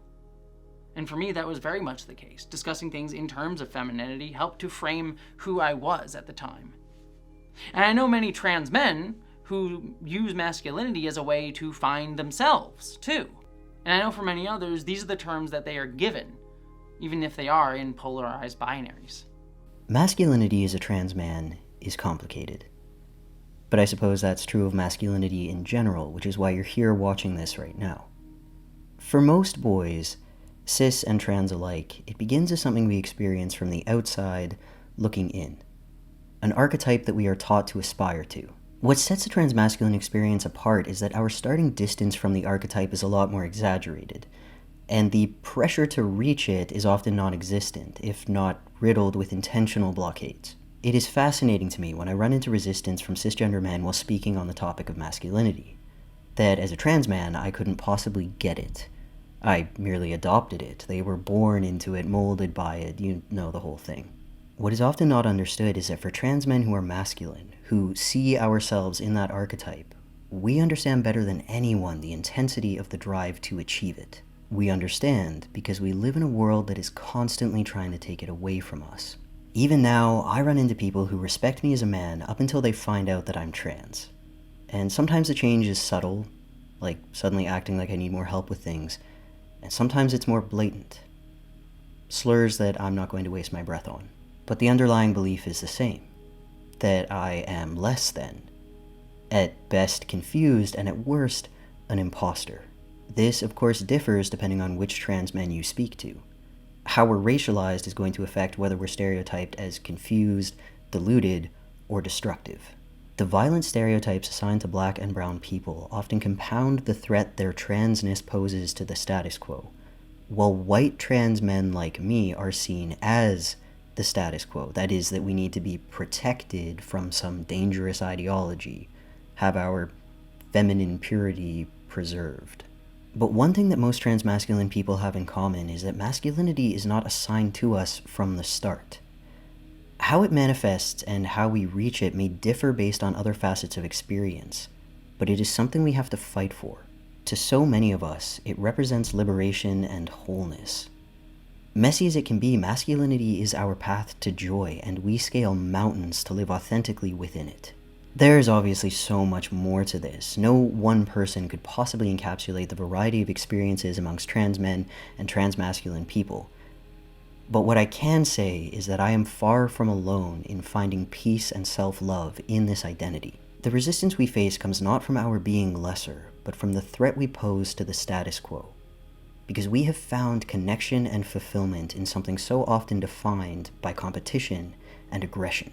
Seeing masculinity cause harm and destruction, seeing people hurt themselves and others as they try to embody it, is heartbreaking. And it's sadder still that so many people struggling would sooner try to invalidate the joy that transmasculine people have unlocked than take a moment to listen and learn from us and potentially unlock their own. Masculinity can be a truly beautiful thing if you choose to make it so.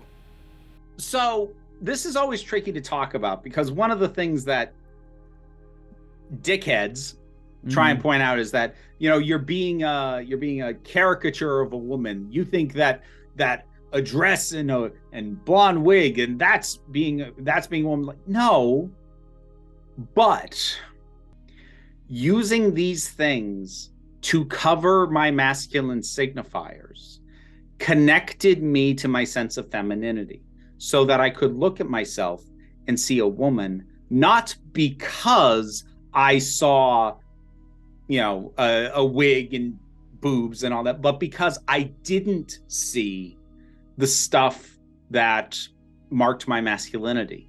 And I also discovered something else about myself. I personally am attracted to people of all presentations, but in recent years, I found that I'm more attracted to people who present in masculine ways. At least the words that we would define as masculine today. I often wonder sometimes if I'm more straight than I think I am. I've always defined myself as bisexual, but sometimes I think, well, maybe I am straight. But I don't really believe in labeling it so much as helpful to me personally. But I do find masculinity in certain ways attractive. Not just physically, but the kindness, the caring, the joy and sweetness that you can find from beautifully seeing masculinity's totality and positivity.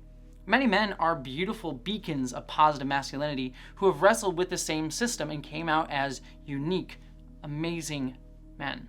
They are beautiful both inside and out. And this version of masculinity has been articulated by great men around me like Fantastic Mr. Fox or FD Signifiers in their videos on manhood and the manosphere.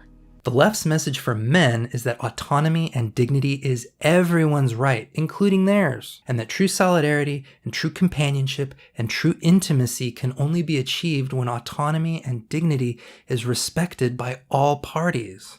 For me, the most attractive men that I've met is when I've gone out on dates with them and we just shared interests with each other and engaged as equals. Be it us nerding out about Star Trek, or talking about filmmaking, or nerding out about Star Trek, or talking about what certain video games mean to us, or nerding out about Star Trek. It's just cool to talk passionately with someone else and have them recognize my shared passion too without overriding it or downplaying it. That's honestly very attractive. Who would have thought? I can't tell you the number of dates that I've been on and had a dude, often a cis dude, try to explain to me the inner workings of a Galaxy-class starship as if I was too silly to understand it, thinking that I could never understand what real Star Trek was. Like, dude, I've forgotten more about Michael Okuda's starship schematics than you will ever know. I know about the rubber ducky room. Do you? A man who will share in the love of knowing about the rubber ducky room on the Enterprise D and is as excited that I can bring it up that they are in having known that knowledge and not feel emasculated about that fact. That's really cool. And I'll be very frank here. It's not just romantic or platonic or emotional, but physical too. I like having sex, quite obviously if you've seen my videos, and being physically close to men specifically. When they see me in partnership with them in that space, not just as an object to be used. We in our society try to push this idea of an alpha male, hypermasculine, sexual Chad image, as if that's what's most desirable. But I don't really find that desirable at all. Maybe every once in a while, if I'm feeling weird, but for me, actually, one second, I have a poster of this. Men like Pedro Pascal are the cutest men that I know in the public sphere right now to me. And Pedro Pascal isn't like a physically muscular dude. He's definitely fit, but he's not beefy either. And I'm attracted to his playfulness, his earnest kindness, his thoughtfulness, his nerdiness, and the fact that he is very confident that he is attractive. Daddy is a state of mind, you know what I'm saying? I'm your daddy.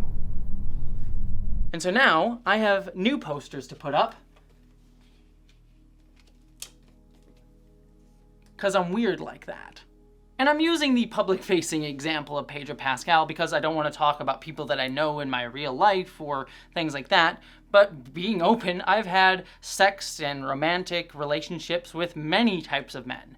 And honestly, the super muscular dudes that I've had those relationships with, frankly, don't do much for me. I mean, honestly, the best sex I've ever had was with a heavier set man years ago who just paid attention to me. And then I paid attention to him and we both had fun. And for myself, I see myself not run away from elements of who I am that I felt I needed to reject to be seen as a woman, but instead accepting parts of myself that others may see in this binary distinction of masculinity, but I don't really conceptualize that way. Creativity, confidence, strength, protectiveness, assertiveness, and a desire to take up space. These are core values of who I am. They are not antithetical to the idea of femininity, but neither do I feel the need to define them in masculine or feminine terms. I just see them as me. There is a beauty in humanity, and thus we find beautiful ways to make these things that try to pigeonhole us become beautiful too. The society around us tells us that masculinity and femininity are at odds or have to be opposed to each other, and yet ultimately, these roles are unable to grasp the totality of human potential, of who human beings are wholly. And we all intrinsically feel that. And we try to define it in our own ways with the language that we are given. So now, like, being into adulthood and having a little more control over, like, the people in my life, I don't know, I guess I've kind of moved on from that. I don't feel so much like disdain for masculinity anymore. And actually, I'm starting to like kind of see myself in a lot of queer masculinity. I've been listening to like a lot of, you know, bands with like gay singers or whatever, and kind of like hearing their self-expression being like, oh my God, that's so graceful. That's so elegant. And it's not, you know, something that I think I'll return to in any substantial way. I'm very happy as a femme. I guess just sum up my feelings on masculinity. It's like, good for them, not my thing. Yeah. I see men who walk this path towards dehumanization and hatred and anger and violence. And I struggle with knowing that that happens. Don't get me wrong. I will fight to protect the vulnerable, the people that those violent men often do damage to. I know, or at least work to always know, where my energy must go and who I must advocate for, and that's the most vulnerable among us, those upon whom violence is often enacted upon. But I struggle because I understand very clearly the path that those who cause those violences are walking, because I walked the same path for a long time. And I also struggle even with the fact that even though I've written and tried to articulate in this video, there will be those who will watch this and not have any empathy for me, but just see me as hating upon men. I don't hate these men. I understand them. And I do wish to do what I can to stop those on that path and give them a better one, to show them a better one, because I was shown one by sheer chance of who I am. Yet, sadly, I know I can't always be that for them because they see me as the soy boy feminized by the leftist agenda. I try my best, though. I want that for them. But to many, I'm the enemy, the cautionary tale, or a version of the Matrix that they long for but can't escape. Or they think they're empathizing with me by sexualizing me, desiring me. I get those messages a lot, too.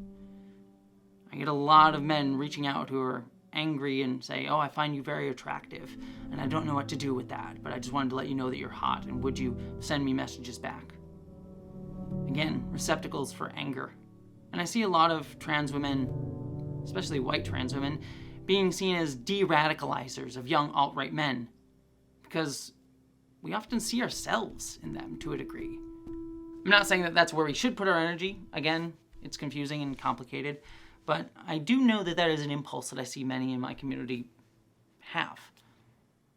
We make men small by lying to them that they are large by themselves.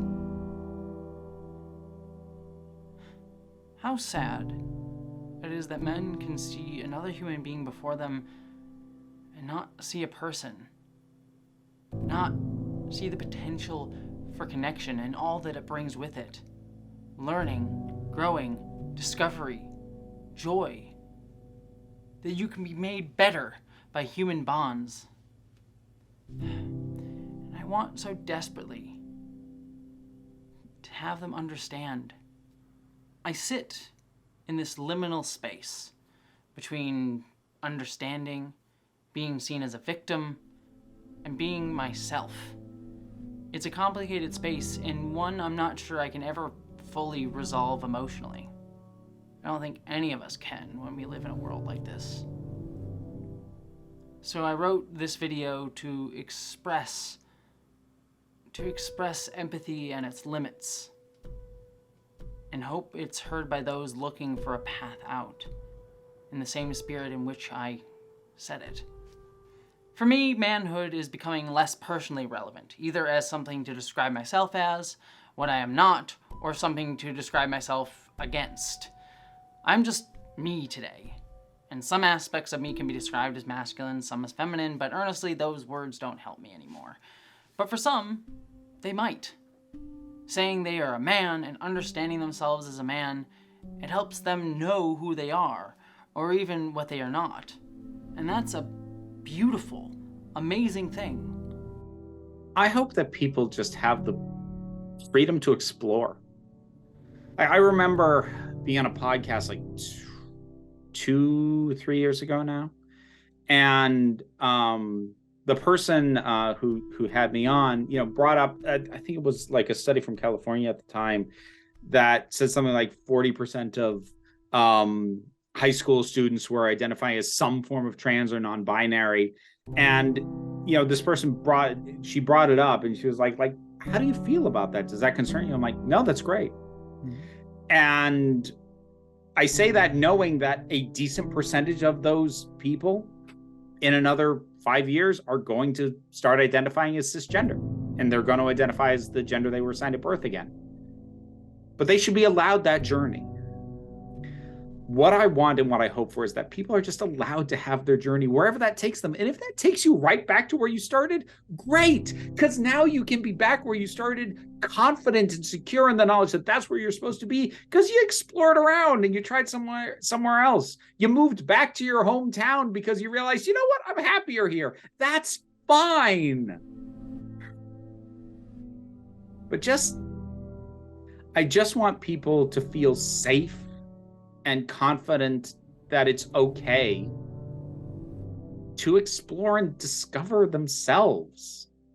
But we live in a world and a society that tells us that manhood is a prescriptive term, something to live up to become, to be.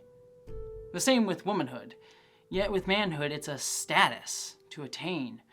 A goalpost we, and by we I mean everyone, not just men, will never reach. And yet many of us realize that that version of manhood will never be attainable because we never could have attained it in the first place. But many cisgender men feel that not only can they attain it, but that they must attain it or be failures. And to be a failure in a society that is so callous that it disregards anyone deemed to be even slightly less than who they are supposed to be to serve the system, these men constantly face anxiety. And it comes out in anger, abuse, hatred, self-hatred, violence, self-violence, and depression.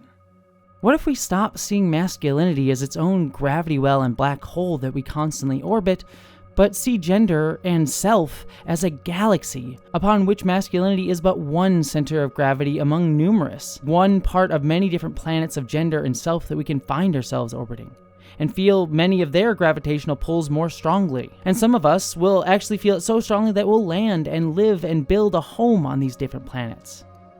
Build a life. Some will never land on these planets and just orbit around and find joy in that as well.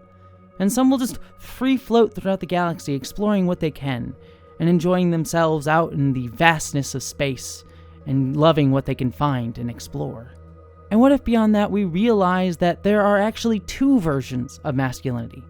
One version of masculinity is that black hole that sucks into it, consuming more and more only for itself, only growing bigger because it has a need to consume and take up space in competition with all others, wanting to take up the entirety of the galaxy with its mass. But the other masculinity is actually a lush, verdant planet, one that is centered on protection and growth and strength of the heart and soul. And what if we realized that that black hole version of masculinity was actually mislabeled as such by a map maker who wished to trick explorers into feeding that gravity well by falling into it, so that he could be the only one that got to draw the map of the galaxy, with that black hole at its center? And what if we fire that map maker, and instead of feeding that gravity well by sacrificing more of our best explorers to it, we have them instead go and explore this lush new planet? What if we did that?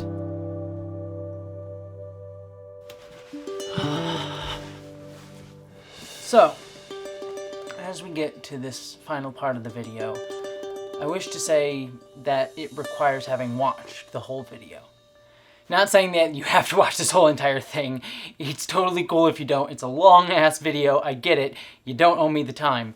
But this next section has the potential to become the entire discourse surrounding this video, which I hope it doesn't. But if that is the case, then that discourse requires full context. Right after I finished the final edit of this video, a fellow video creator on YouTube here, Soul Bunny, released what I think is an important video. It's not perfect, it's not all-encompassing, and I'm sure there are apt critiques of it. But to me, the video overall is a very, very good one. And it's about how these us versus them narratives don't just get created in masculine-centered alt-right spaces, but can happen anywhere, even within leftist spaces, especially predominantly white leftist spaces. And the video itself is focused on racial issues within the online left space. But after that video came out, I realized that it was going to be yet another video that was seen by those that she was talking about in those spaces as an attack on them. not just the creators themselves, but their audiences, as coming after them, rather than what the video, to me, was about, discussing patterns of behavior that Soul Bunny was constantly seeing in these spaces. And this is something that I see over and over and over again with especially marginalized creators. I saw it happening with myself way back a few months ago with the Hogwarts Legacy video I did, where I was called a bully for calling for a boycott in the video where I expressly did not call for a boycott, with people misrepresenting my words to frame it as me talking about or demanding something of someone, instead of what I was actually talking about in the video, discussing patterns of behavior and how our system constantly creates this us versus them narratives. Take this clip. Because all these controversies and conversations have all centered around whether or not you should support the Harry Potter franchise, about whether you should buy things like Hogwarts Legacy or any Harry Potter media. The question becomes, to buy or not to buy? Those are the only two options presented, and in this framing, to not buy the game is presented as a choice that is actively doing something. In truth, it's not. It's passive. It's neutral. You're quite literally not doing something. All you are doing is just not actively giving money, and more importantly, continued attention and relevancy to a hateful and harmful figure. The active choice is to buy the game, but not buying is a non-choice. It's doing nothing. And ultimately, what's deeply frustrating to me, in all of this on an individual level, is I personally have become known as the boycott Harry Potter person. This is what all the media around my tweets and the discourse that came out of Rowling were centered upon. It was what was written up in Forbes magazine and BuzzFeed and elsewhere. Jessiegender is the proponent of boycotting Hogwarts Legacy and Harry Potter media. This is what I became known for, talked about in the context of. I am not dying on the boycott Harry Potter hill. Of all the things to discuss about Rowling, it is the least important one. Yet, these are the points that people want to take away from what I'm saying. And it goes to what I spoke about way earlier in this video, about how when people are called out and recognize the behavior that is being discussed in them, behavior that they may at times express, instead of hearing that criticism, they instead react in anger at those talking about it, especially when they talk about specific people. Even when those calling them out are not doing so in vitriol or anger, but in a hope that those they talk about are those who perhaps display this same behavior elsewhere can do better. Because you can do better.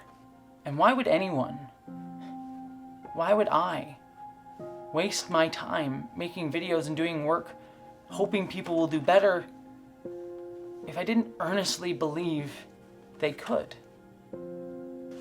That is why, after that video released, I tweeted, my next video will be about Vosh, meaning this video. If you don't know who Vosh is, that's okay. Skip ahead to the next bit in this video, because it won't be relevant, really. But if you do, and even more especially if you are a part of Vosh's regular audience, I want you to know that that tweet was meant to show something. Because, as should be evident, this video wasn't really about Vosh specifically at all. It was about him in the sense that this discourse around what the left can do for men was in part started by him.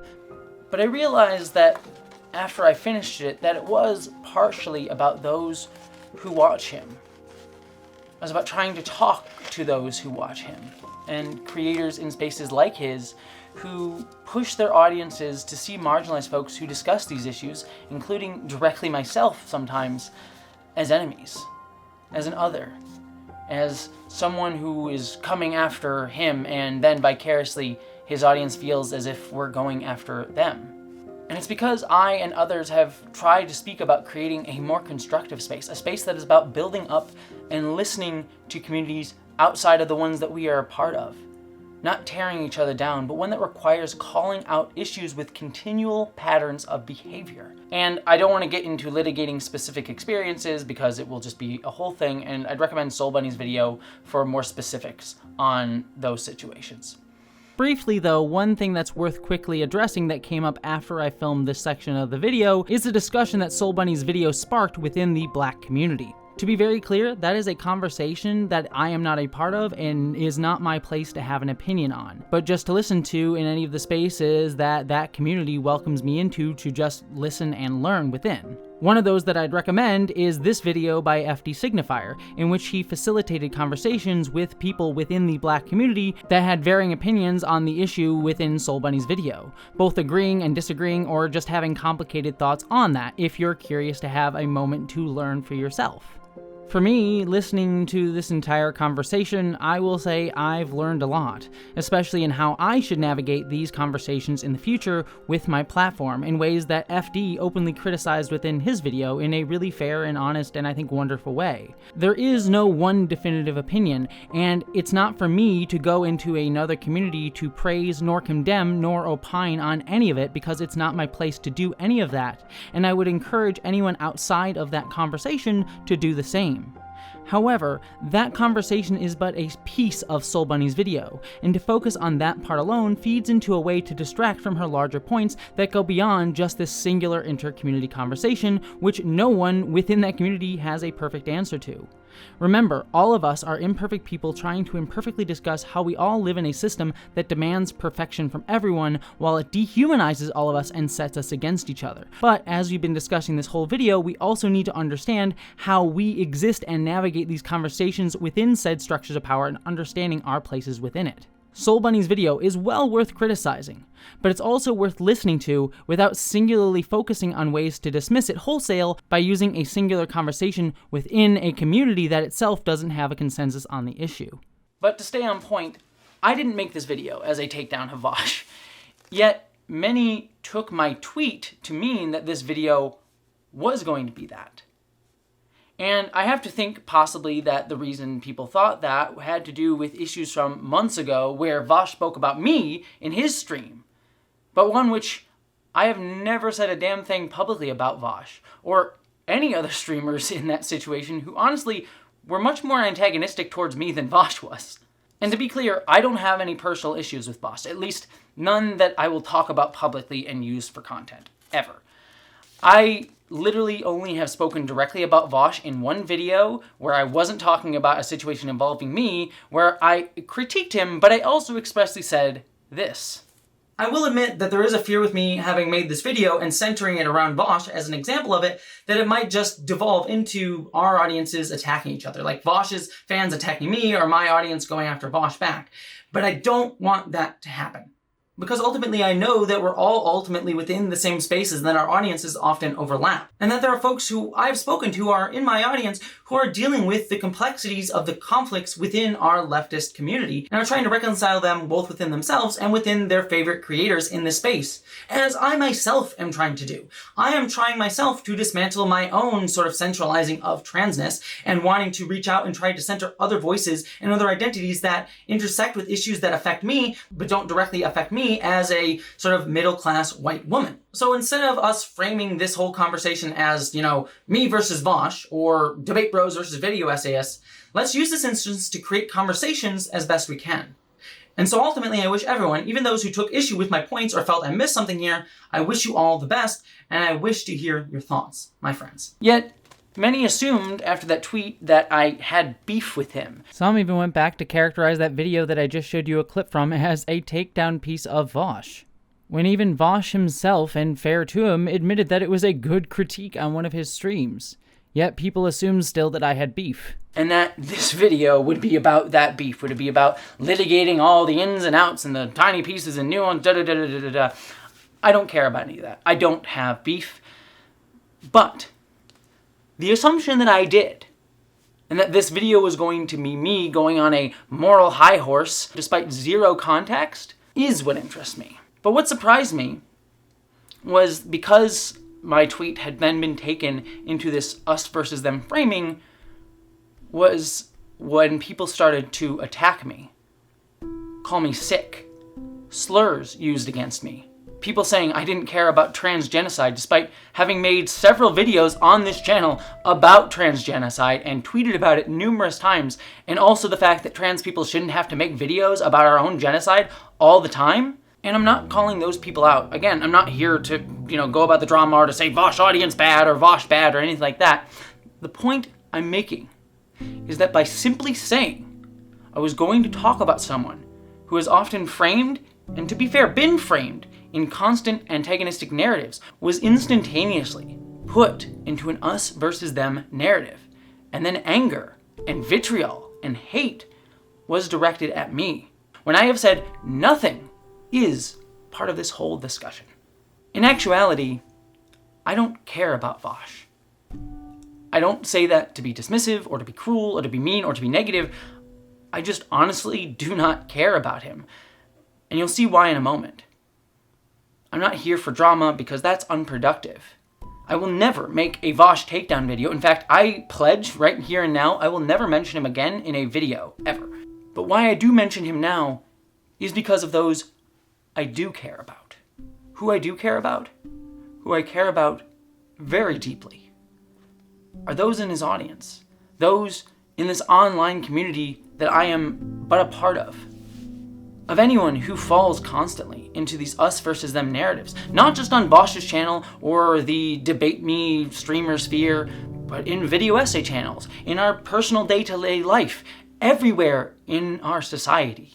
The people who attacked me are the ones that I want to talk to hold a mirror to say, look at what you're saying here in the messages like the ones that I'm showing on screen, using sexism or denying my transness or ableist slurs towards me, an autistic woman, or using transphobic narratives of a trans woman being narcissistic, dehumanizing and sexualizing my body by using transphobic AGP narratives. I had someone subscribe to my Patreon to then create an AI-generated summary based on the YouTube-generated captions of this video that you're watching because they didn't wish to watch the whole thing, to then use that to assume I was stoking antagonism with the video. I also had people subscribe to my Patreon to get the video and then publicly post about it saying, how did we get the video? Well, we have spies everywhere, which feels like the effect is attempting to make me distrust my own Patreon community, the community that provides me a financial and community support structure, which then works to isolate me emotionally from that very community that supports me. I had a creator with a large following take a long tweet of mine about how leftism isn't about winning, but knowing what we fight for when we win, which is the destruction of hierarchies and creating something more beautiful after,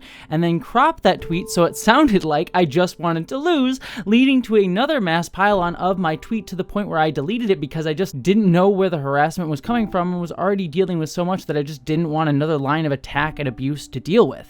I had people attempt to shame me for blocking people who are angry and using dehumanizing language at me, such as this person shaming me for blocking someone who called me an ableist slur several times, or attempting to shame me for not always constantly talking about my own community's genocide in what would be my third video in the past month on it, all due to something you assumed I was going to say based on the space that has been cultivated and the things said about me by streamers, but which I have never responded to directly nor spoken about my feelings on in relation to specific creators and streamers.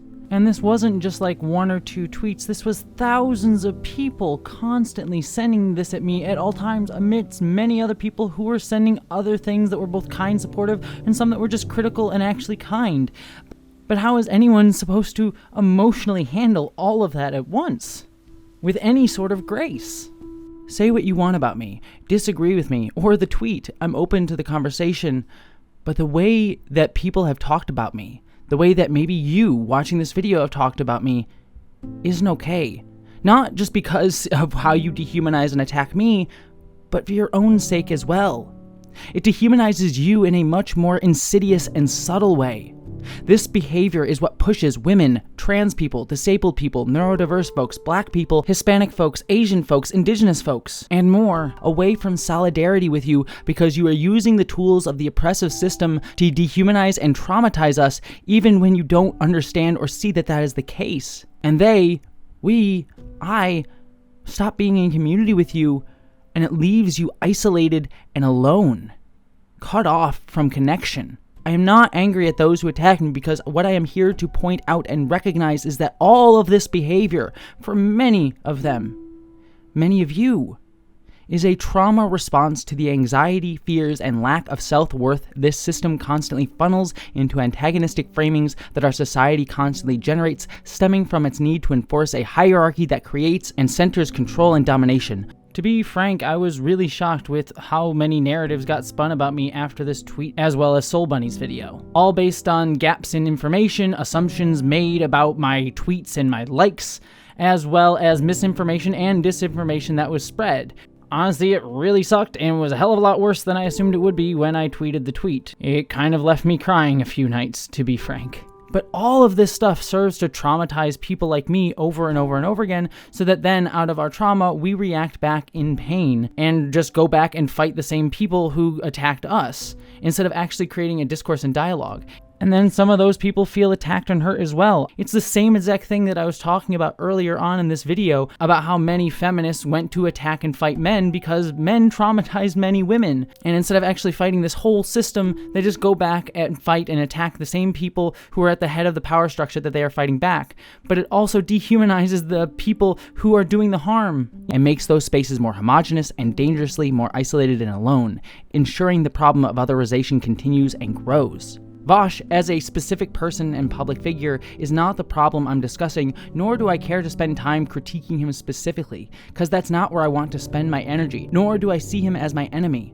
But he is just another gravity well that all conversations must center upon, either in acquiescence to or repulsion of. No conversation can just be about him, and thus those deemed non-ally must be seen as antagonist. And while not all will attack, I will be seen as an enemy or a threat by some. Those who see me that way are the ones who I want to talk to and spend energy on. This video is about me looking at those who fall into those spaces and narratives and saying, hey, I see you. I feel you. I have felt where you have felt. I've been there. I've seen the world in black and white terms, been scared, and I'm trying to do better. We're all just trying to figure it out. But the best way to figure it out is to do it together with empathy. Our society constantly peddles in us versus them. It stokes it mainly in men, and those who are seen in men, and especially those who are seen as white men, for whom many of these issues, behaviors, and their harm have been made invisible by the fact that this patriarchal, hierarchical system benefits them, but that system itself is the problem and can funnel anyone into it. See, privileged white feminists, for example.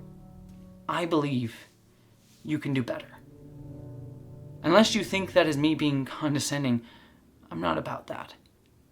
I'm right here with you. I believe I can do better. I've done all of these things myself, as I've articulated throughout this video, and I'm trying to learn. And I was only able to do so because people who cared about me said to me, you can do better. People who believed in me. It's why I try to build a community around me with people who will call me out if I fuck up. People who are different from me in many ways, who have different perspectives than mine. Because if you read any book about fascism, you'll understand that all of these issues are not just silos. Trans issues, black issues, Jewish issues, women's issues, those are not just individual silos that we talk about separately. No, these are all ways that we are divided based on the beauty of who we actually are. Our society doesn't want us to see that beauty. It wants to see the divisions. And many of these issues that many of these groups face have been made invisible to me my whole life. Or I miss the nuance at times because I didn't grow up in it. I didn't grow up in or within or nearby those communities. The world itself tried very explicitly to keep me away from those communities.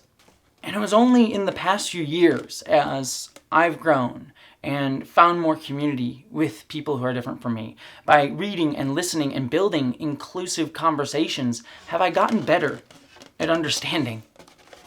And it's given me the absolute joy and honor to have a community of friends that cares about me, that loves me, but will also tell me I fucked up, and who I know are not there just to say that I fucked up, but to say, you can do better.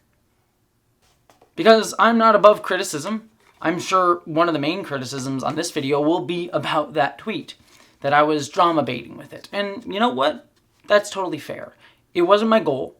The intention of the tweet wasn't to get clicks or stoke drama. The hope was to point out the issue here with the drama itself. And believe me, that tweet has brought me not kind things. But I made it because I want people to listen and show what we need to build towards.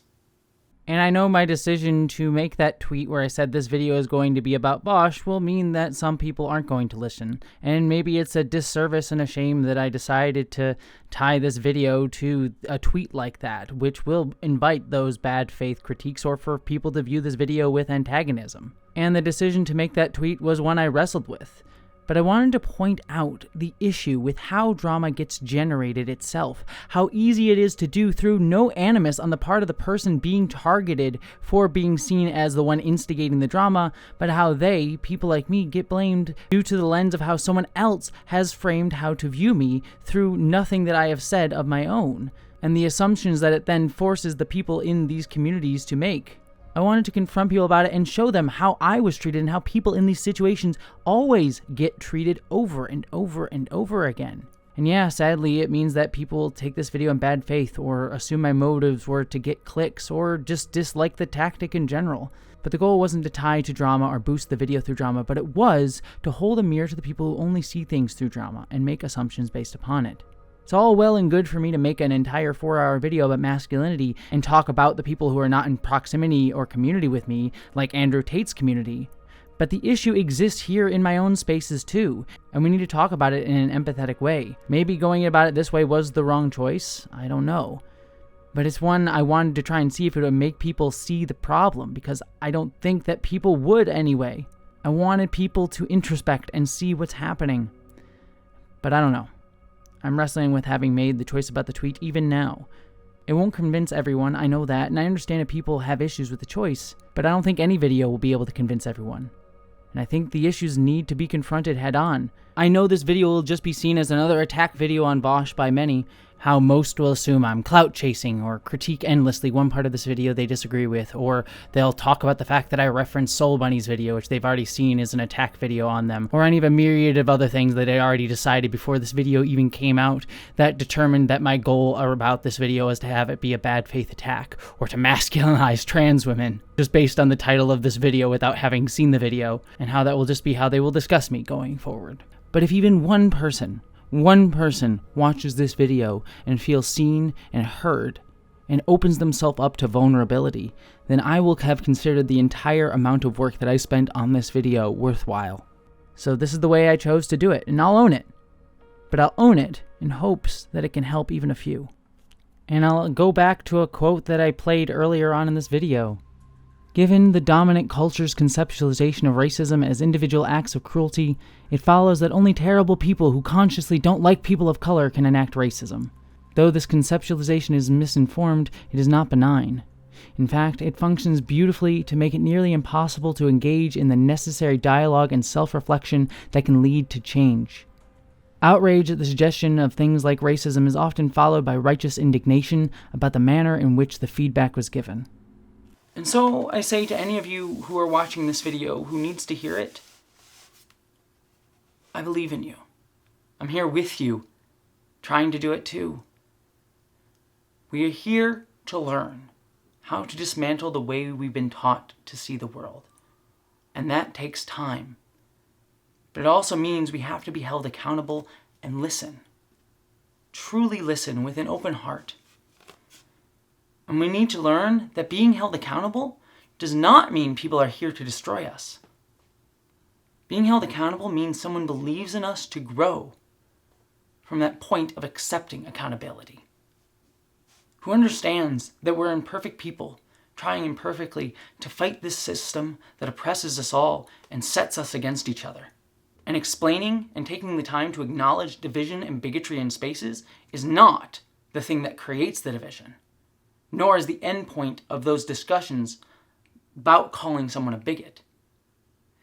It is about pointing out the problem of the bigotry itself and how that bigotry reframes marginalized people talking about it and how it affects us as enemies. And if you hear that and think that that is about attacking you, that feeling of being attacked is the problem that I'm discussing and what needs to be dismantled. Tear down that feeling. Because if you aren't willing to do that, it will cause those around you to stop hoping that you can do better. Because you've repeatedly shown that you aren't capable of doing better. When those people stop caring about you one way or the other, that's when you failed in this project of building something better.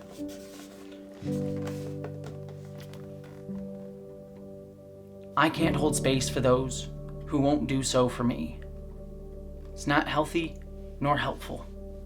If you came here thinking that this was a takedown video and are confused, it's because I'm not here to attack. I'm here to have a conversation, to explore the edges of the map, and hope you see that we're all exploring together. Because what we build after this gendered system gets destroyed requires that. To be able to build something after that. People said, and even I wrestled with the question, why make this video when a genocide is happening for trans people right now? And I wrestled with that, as you'll see in the part at the end of this video that I filmed a week ago, before this part was added. But I've decided it's because this conversation right now is about how we fight that system and about what we build next with solidarity. Otherwise, we'll just be making the same system again. True praxis is not about who wins. It's about what we create next. We should respond to the problems of elite capture and the racial capitalism that enables it, not with deference politics, but with constructive politics.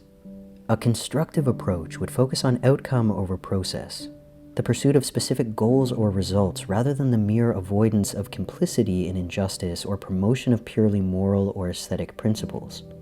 A pragmatic utopianism that starts where we are but imagines where we want to be, combining a set of goals unbound by whatever passes for common sense today with a hard-head political realism, capable of finding the strategies and tactics needed to shift common sense and the world underneath it. It would focus on accountability rather than conformity. It would focus on building and rebuilding rooms, not regulating traffic within or between them. It would be aimed at building and rebuilding actual structures of social connection and movement rather than mere critique of the ones we already have. We have to decide collectively where we're going, and then we have to do what it takes to get there. Though we start from different levels of privilege and advantage, this journey is not a matter of figuring out who should bow to whom, but simply one of figuring out how best to join forces. We will need each other to get where we're going, and getting there, after all, is the point. If we live in a society that still uses the term, manhood must be reframed as descriptive, not prescriptive. Not something that must be lived up to, but something that can describe who you are. And those things should be positive, healthy, constructive, connective, and nurturing. Hopeful, joyful, beautiful, because they can be. I do wonder, as a trans woman who is often seen the way that many trans people are in our society, as the villain or the commodified target of ire, even within my own community, I do wonder, can I speak to this? Will people even hear me? Can I empathize with those being co-opted by larger forces than me, destroy others, destroy themselves? At what point is it a futile effort in the face of these fascistic societies? Is this video a futile effort?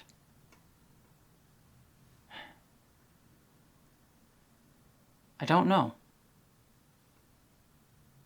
But I do like to look at the edges of the map and up at the sky at night, at the stars, and see what's more beyond this moment, what more we can be.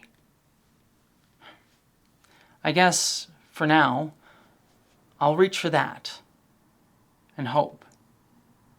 Because by doing that, That is how we start to stop looking down and look up at what we all can become.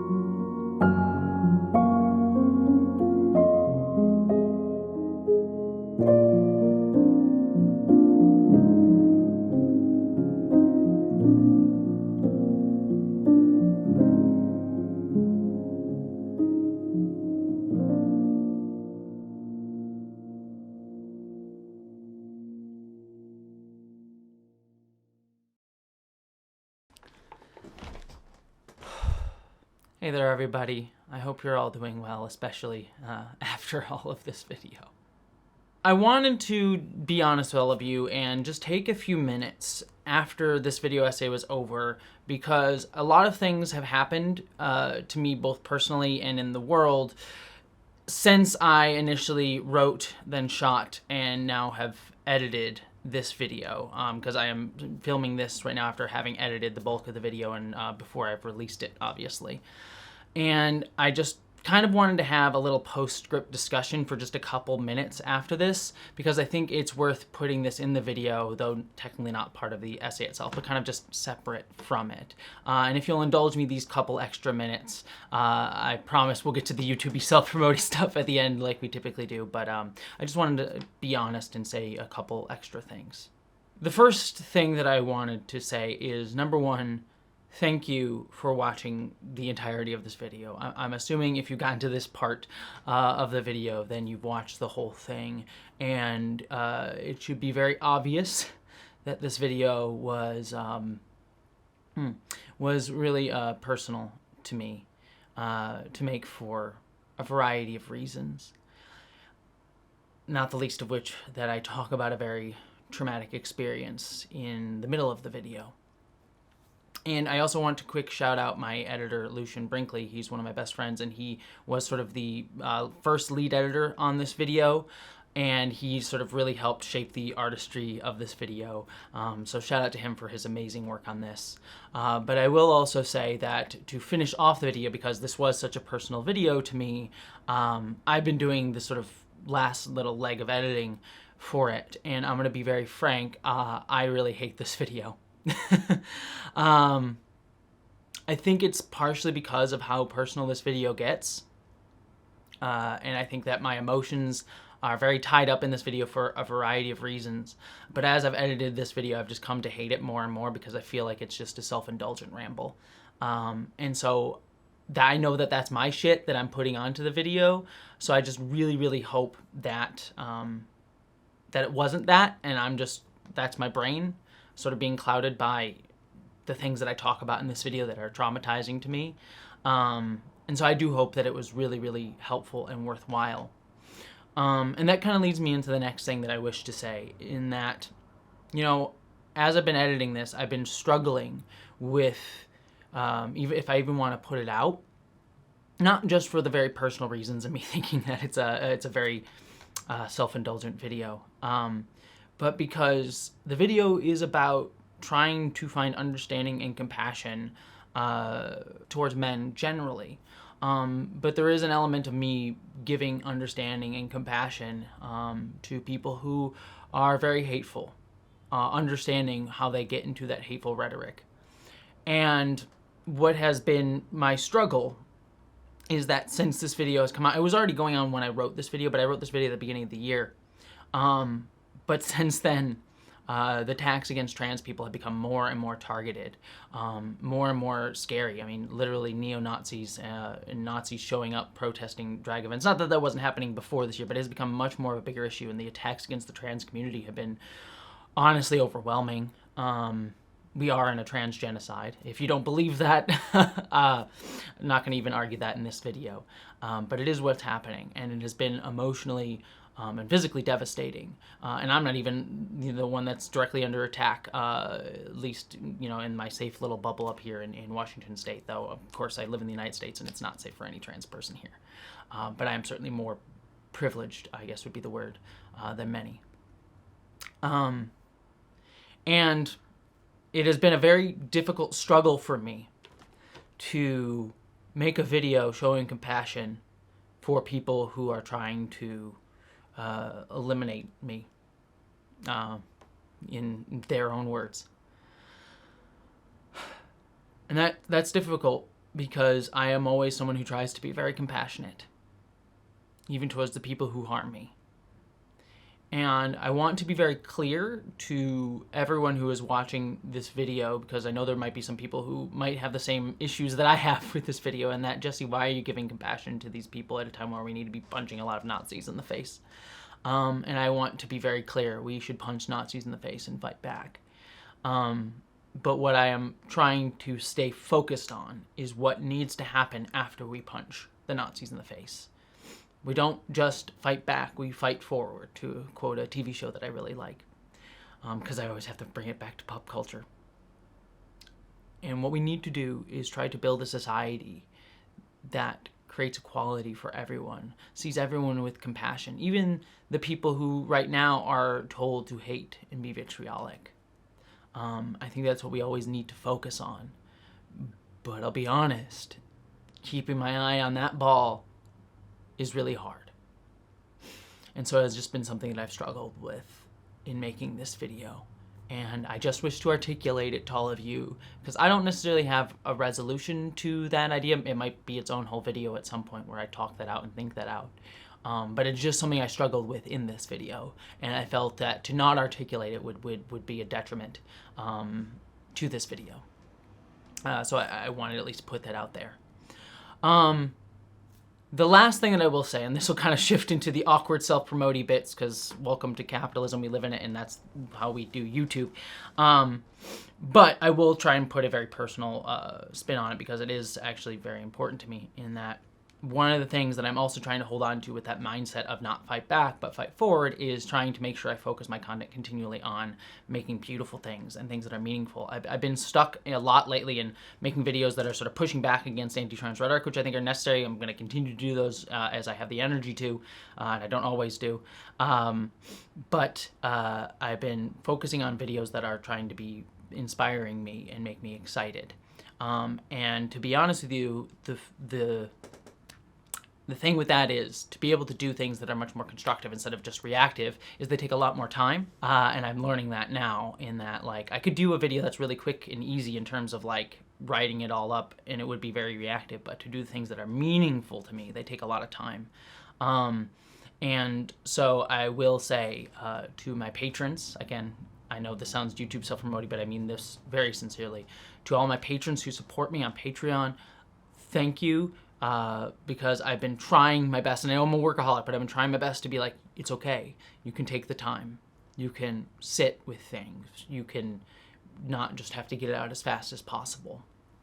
And I'm only allowed to do that because of my Patreons and other support that I get on places like Nebula. So to every patron who supports me, thank you. And any support that you would be able to give me on Patreon, and hopefully I give you cool perks, but is meaningful to me. And I will say it legitimately allows me to do videos like this, not just physically, but like to be able to support myself, and also emotionally to be able to be like, it's okay, Jessie, take your time. So thank you. And also, I should say, the full unedited interviews that I did for this video with Bellamy, Lily Alexandre, and Vera Wylde are available in full on Patreon, and you should definitely check them out because there's a lot that I really loved in those conversations that I had to cut for this video. I cannot recommend them enough, and thank you to all three of them for taking part in this video. You should go and subscribe to all three of their channels. They're all linked down below, and they will be all worth your time, and they are such wonderful, amazing people who I adore with all of my heart. So just a special thank you to all of three of them for being in this video. And then the final thing that I will say in terms of projects that I have coming up on that note of projects that I'm working on. Number one, here on YouTube, I do have some videos that I'm working on right now that I'm very excited about. I have one on Star Wars that's going to be coming up, but hey, it's actually not about Star Wars, it's actually about fascism, that I'm very pumped about, that I'm doing with Aranock, my oftentimes writing partner and creative collaborator. And I'm very pumped about that, but that's going to take a little bit of time. And I have a few other videos that I'm working on that I'm very pumped about, but they are going to take some time. So, you know, just be aware that sometimes my videos may take a little bit longer. I used to be able to get videos out every other week, but I don't know if I can do that anymore. Just my own mental health and for also the things that I want to make. And then this leads me to my last thing. The other reason that I'm so busy lately is I'm working on a short film called Identities, which is a film that I'm releasing on Nebula.